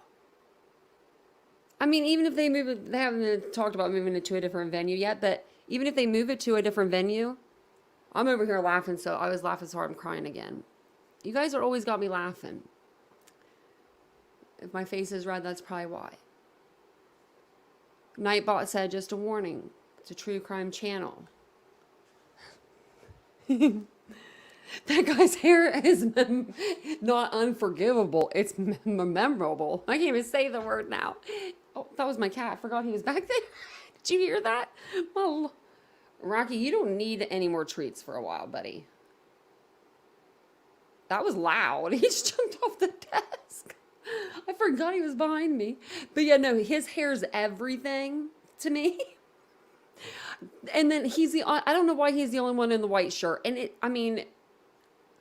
maybe he's he's a deputy or whatever it is, but they have, out of all the big guys, they picked the smallest. And I don't think they did that on purpose. I think they did that on purpose. I don't think that was an accident. Because they had McHot beside him. Remember walking beside him, the really cute cop? As soon as we saw him, we was like, whoa, he's cute. Because Kohberger sure isn't. In my opinion. Maybe to somebody. I mean, obviously to a lot of women out there. You know? There is a whole Kohberger fan group. Let me let him out real quick. He's just staring at the door. Vincent's sleeping. I walked out there. He's sleeping on the couch with the dog. It's really cute. I should take a picture.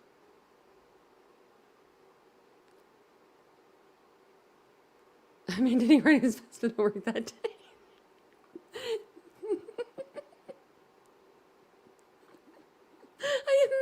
He's so serious too when when you're looking at him. Oh man, that guy probably is pulling so much tail now. It's unbelievable. Probably the women that want to be around him. He's probably like, I'm a lucky man because I just had to walk this dude from point A to point B. Yeah, what?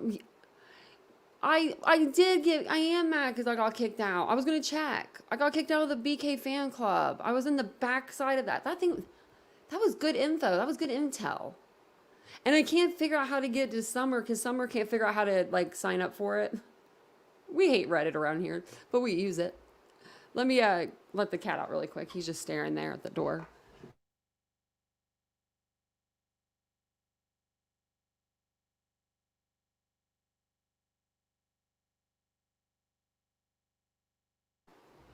That cat is hilarious. I wish he would stay in here with me. If I could get him, if I get a cat tree and put it back there, I don't know if he would sit in it. And I almost thought about doing like cool octagonal like shapes, like, and then like these little like planks, like wooden planks for him to walk on, the cat. Not meaning Kohlberger, meaning the cat. But I don't know if he would hang out back there because I think he would be really cute. And then maybe people will donate to Rocky's Cat Treat Fund because we're going to get you know how much the cat eats and treats? Oh my Lord, does anyone else do you guys have a cat? Like a cat wall, yeah, like a little cat, like where he could just like walk around, he could sleep in there. I don't know, I just wanted to do something for him. I want to incorporate him somehow in here, but he just like will not stay in here. He will if the door is open. But if the door is open, then that means the dogs are coming in and out, and then the claws start happening. Oh, my dog does feel better though, Chosen Rosen. Thank you. He said, are you talking about me or someone else's dog upset? Does someone else have a bad doggy? Or is it my dog? If you're talking about my dog's good to go now. She's just like her old self. But I said this in my chat before, and me and this creator, we're not friends or anything like that, but I saw another community post from T-Rev, and his dog has cancer, and his dog, he took it to the vet. I saw this on the community tab yesterday, on his community tab, like, it came up, like, as I was scrolling on my For You page, and it said that his dog was supposed to see a specialist, but the specialist can't see the dog now or something. So now they got to like figure out what's going on. So we're just talking about dogs.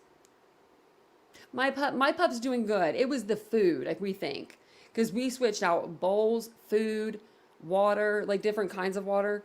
So yeah, she's doing good. Thank you for asking. I don't know what I would do without my girls.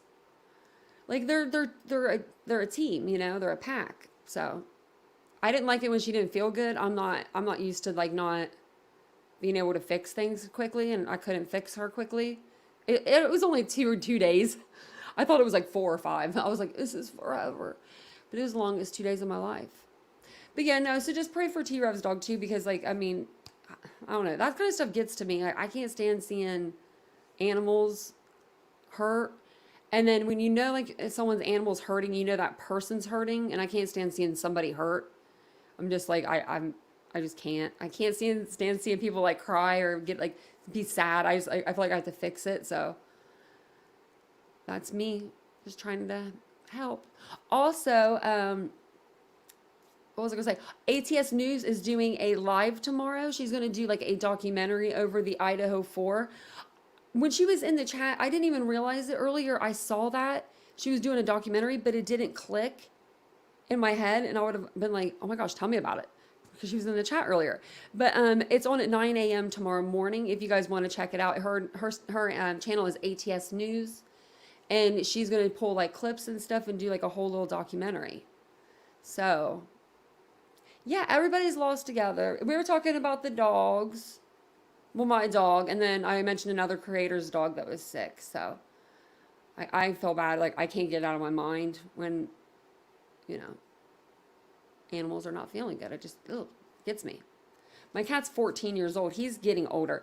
But that cat's like, shit.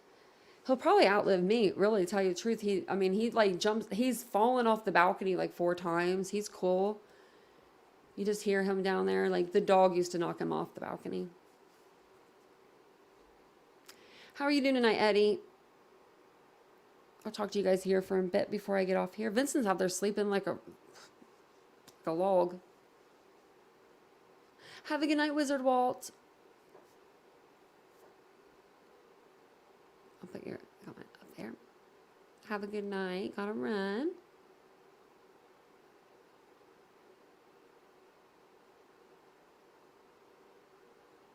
Aww. You've been ugly crying for 2 days. Why? Gianna, you just having a bad day? Did I miss it?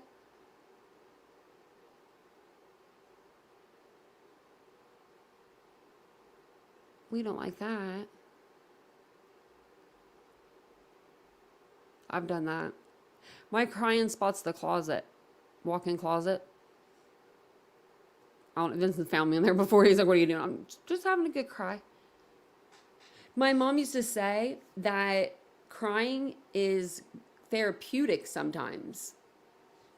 I never wanted to cry. I was always a runner. So my thing was, if some shit happens, you would see me quicker than you could even imagine putting on tennis shoes. Like before the tears could come, before anything could come, lace up tennis shoes and I just take off running. Well, when your legs are shattered and broken and then they put metal rods in and, you know, you're trying to learn how to walk and stuff again, you can't run your problems anymore. So then you gotta cry them out. So that's what it was. My mom would always be like, just cry. Sometimes it's good for you. So every once in a while, like not very often, maybe once a year, I'll have a real good cry. I'll just fuck it, you know, cry. Because, you know, sometimes you have to. Crying is therapeutic. Oh, I look ridiculous when I cry. My face gets so red and I have a vein that like comes in the middle of my forehead. And I'm just like, yeah, that's me, you know. That's me. I'm not a good crier. And I don't cry over a lot. Do you want to hear a funny story really quick? This is really actually pretty funny, and Vincent would kill me if I told you, but it's funny, so I'm going to tell you. We don't argue. We don't even know how to argue, really. We're the worst at arguing.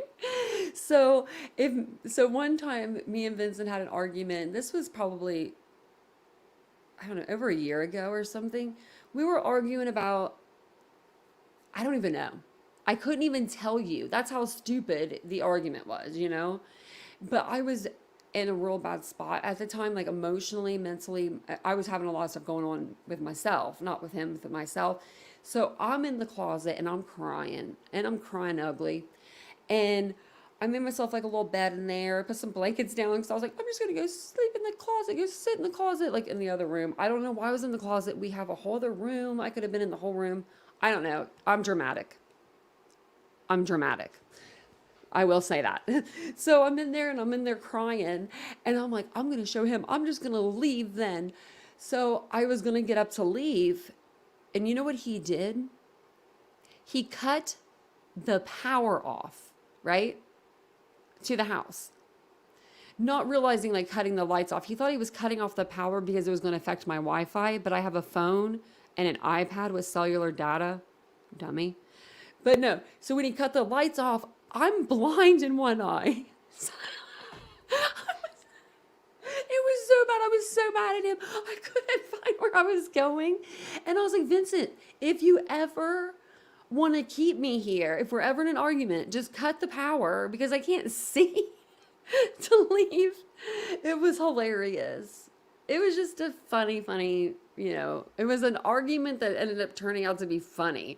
Because I'm like, what are you doing? The lights are out. You can't do that.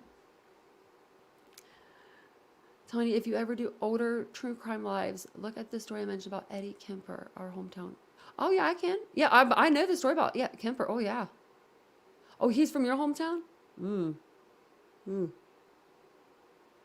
We should do some old ones. Maybe like on Sundays or something. Yeah, he's like, I'll give you something to cry about. Yeah. I got so mad. I was like, yeah, son of a bitch. Well, what I do is I go in the other room because I want him to follow me. You know what I mean? Like, come on now. We all old enough to know what we're doing around here. So I'll go over there and I'm like, just come over here and like be like, I'm sorry, babe, or whatever, you know, because it's always something stupid. I don't even know what we argue about. Like, I'm trying to think. It's always something stupid. I don't even know. That's what, like, I don't even know. Like, so when he cut the lights out, I was just like, it was too funny. Too funny. Too funny. You have another missing girl in North Carolina? Well, I mean, I'm sure there's a few, but because Madalena Kojakari is missing from North Carolina.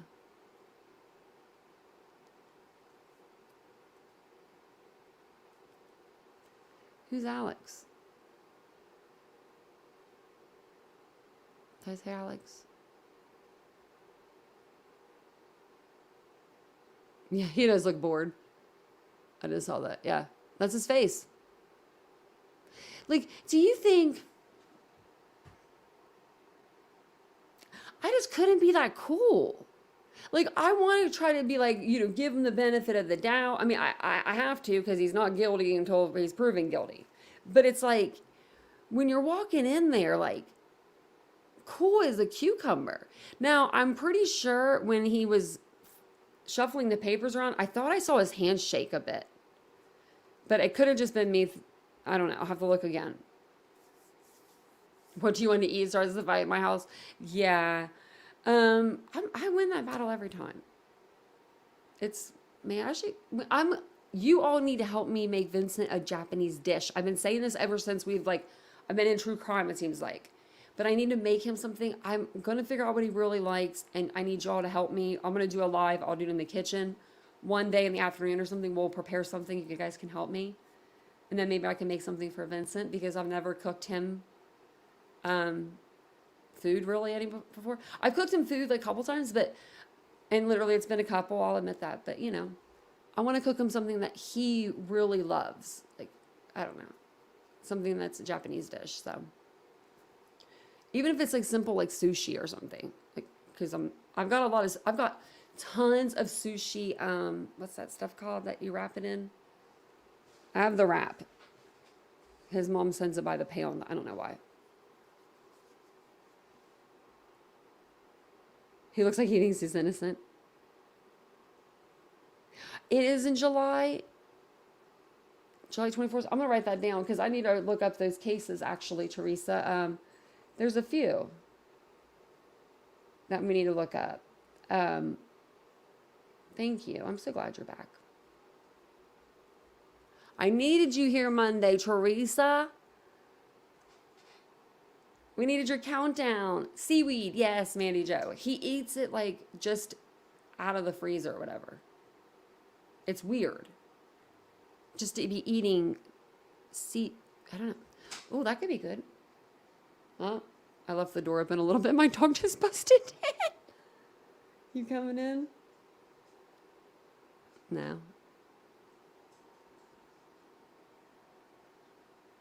Yep, here she comes. Come on. It's the end of the live. You can come in. Oh, can you see her? Yeah. Okay. Yep, see you later. Man, they're all coming in tonight. Oh, there comes the... Oh, yeah, there she is again. All right, Mia. You're getting on my nerves now a little. She's the craziest dog. The door like shuts. So I just can't stand the claws. I don't know if you guys can hear them though as bad as I can hear them. I think I have a pretty good mic to where it like makes it to where you can't hear it. Tails a wagging, her little nub. I know, dogs can always join the party. It's so funny because she wants to go back out, but I know when I open the door, the other one's going to be there. The other one wants to come in, but then she won't want to be in here either. Go sit in the chair, Mia. Go get in your chair. Go get in your chair, Mia. Okay, Mimi. That's her name now, Mimi, ever since Alec Murdoch got me on Paw Paw. Oh, she got out. Something's going on. Okay, maybe you guys can help me with this. So I don't know what's going on with my dog, but somebody parked, like, they parked one of those huge commercial, like, claw machines, you know, like, I don't know what they're called, like forklift machines where you, like, but it's huge. It's huge. I've never seen a forklift machine, like, you know, this big. Oh, I'll do the pole too. And ever since my dog has seen that, she's been acting weird. Like, she's scared of everything. She's scared of light poles. She's scared of, like, just random things. Has anyone else's dog just all of a sudden been, like, just scared of random things and just wants to drag them everywhere? Because you can see how big she is. She's huge. Pole results. I'm so glad you asked me that, Joe Lookin, because, you know, shoot, I would have got off this pole. I would have got off this live and forgot. I do it every time. And it was a good poll. Oh, wow. Okay, so let's see. Did it show? It says, as of right now, do you think Bryan Kohberger is guilty? Yes, 67%. Not sure, 13%. No, 10%. I thought so, but now not sure, 6%. 132 votes. And there's Avery. Oh, I was just saw her on here, but I was like, I didn't see her there. Oh, my leg's itching. Is anybody else doing a live? Because I'll be up for a while. Vincent, I think he's sleeping, but I actually think he shut the door. I think he woke up because the door's closed. I have my ass off Pawpaw. Yeah, ever since Pawpaw, I started calling her Mimi, and I was like, that's cute, you know? And Vincent was like, you've been doing that ever since the Alec Murdaugh trial. For him to actually know that, because he doesn't follow true crime, he's starting to, like, really know things. It made me feel good. Your bulldog's scared of birds now? Really? Just all of a sudden, too? My dog is scared of, oh my gosh, life. Okay, she's already scared of life. This dog is a big dog. She's scared of babies. She's scared if the wind blows the wrong way. She's been scared of me before when I was dressed in all black and it was dark out and she thought I was, like, I don't know, the boogeyman. But when she pulls, she will drag me. If she wanted to, she will drag me wherever the hell she wanted me to be. But I usually scream, Mia, Mia, no, no, no, no, Mia, Mia, Mia. No, you know, like, and she doesn't. But she's starting to drag my boyfriend around the last few days. And I'm like, I'm not dealing with that. So we're going to get those prong collars back. We had them on them before for 4 years. We just took them off. And they were fine with them on there. They didn't care to pull. They didn't hurt them. So we're just going to go back to them. Just so that they don't drag me around. At least I said that the other day about dogs resembling their owners. It was with Mindy, and I was like, because she said she had Cocker Spaniels, and I was like thinking, and her personality exudes like a Cocker Spaniel, like a loyal dog and a cute dog and just a friendly dog. And like when I was trying to say it, my words were all jumbled up, and I was like, I mean, you don't look like your dog, but you know. No, my dogs are my personality. Mia has to have her way every time, all the time, and that's me. No, I'm just kidding. No, it is me. I like to have my way. And then my other dog's like a pit boxer, and she's just always on high alert. Mia takes me for a drag. Yep, if she sees a bird. They're bred for duck hunting, and we live where there's a lot of ducks. You can't mob with them in the house. My dog doesn't like it when I sing. She doesn't like it. She don't like it at all. And if I dance, if I'm singing like dancing around, she hates it. Dressed in all black in the dark. I was. But I wasn't in Idaho. But he's a little bigger than me though, huh? How's your channel, Avery? Have you been putting out any videos? I haven't seen anything. If you ever want to do a true crime video, let me know. We do them here all the time. You said, God, I hope I don't look like a silver lab.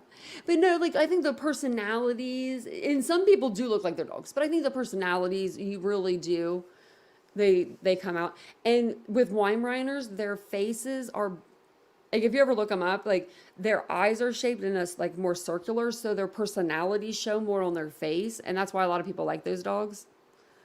They're pretty cool dogs. They're very cool. Very high. They need you all the time. if you're old, old person, like an older person, I'm talking 80s, if you could have a dog and like if she wasn't so big, she would be the perfect dog for someone that was older. Like someone that just needs to take care of somebody, you know, that needs like that love and support and that's like maybe by themselves, stuff like that. So yeah, well, I think I'm going to jump off here. Thank you guys for memberships tonight. And thank you, Eddie, for the super chat. I appreciate that so much. Thanks for joining me for, you know, Saturday Night Live. It always goes off in here, you know. We always say, here we go. I think I'm going to put that on like one of the flags. Here we go. Oh, wait. Did someone leave the chat? Oh. Where'd she go?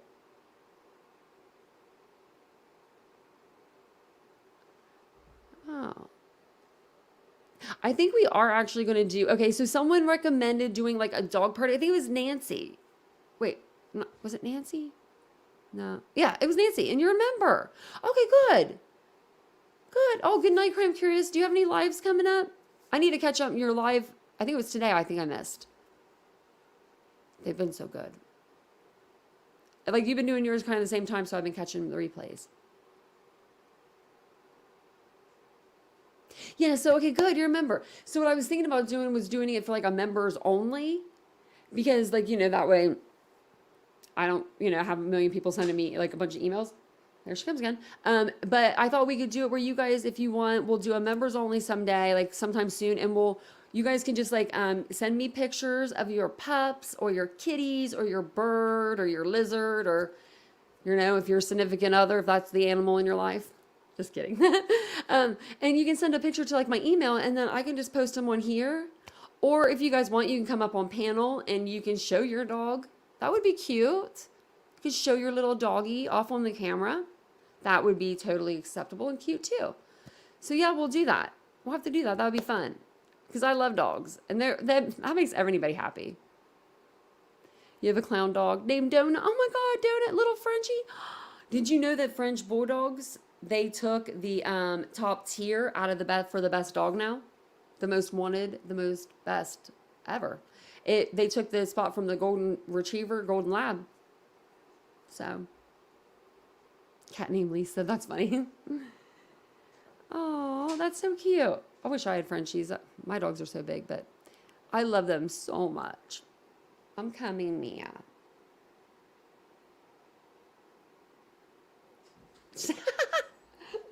I'm coming. No. She says, it's time to go lay down with me because I don't know what's going on out there, but Vincent's on the couch. So, good night. Thank you for joining me. That's Mia. She's tall. She's definitely as tall as the desk. But I will see you guys all on tomorrow's live. If I don't do a live tomorrow, I'll do like a pre-recorded or something for you guys. But maybe we'll do like a live later on in the day. Because I think we're going to go shopping tomorrow since we didn't go today. Which I went shopping, but we didn't go. So I will see you guys all in the next live. Don't forget to like, subscribe, share, all those good things. It's free to do. And it'll make me really happy. Bye, guys.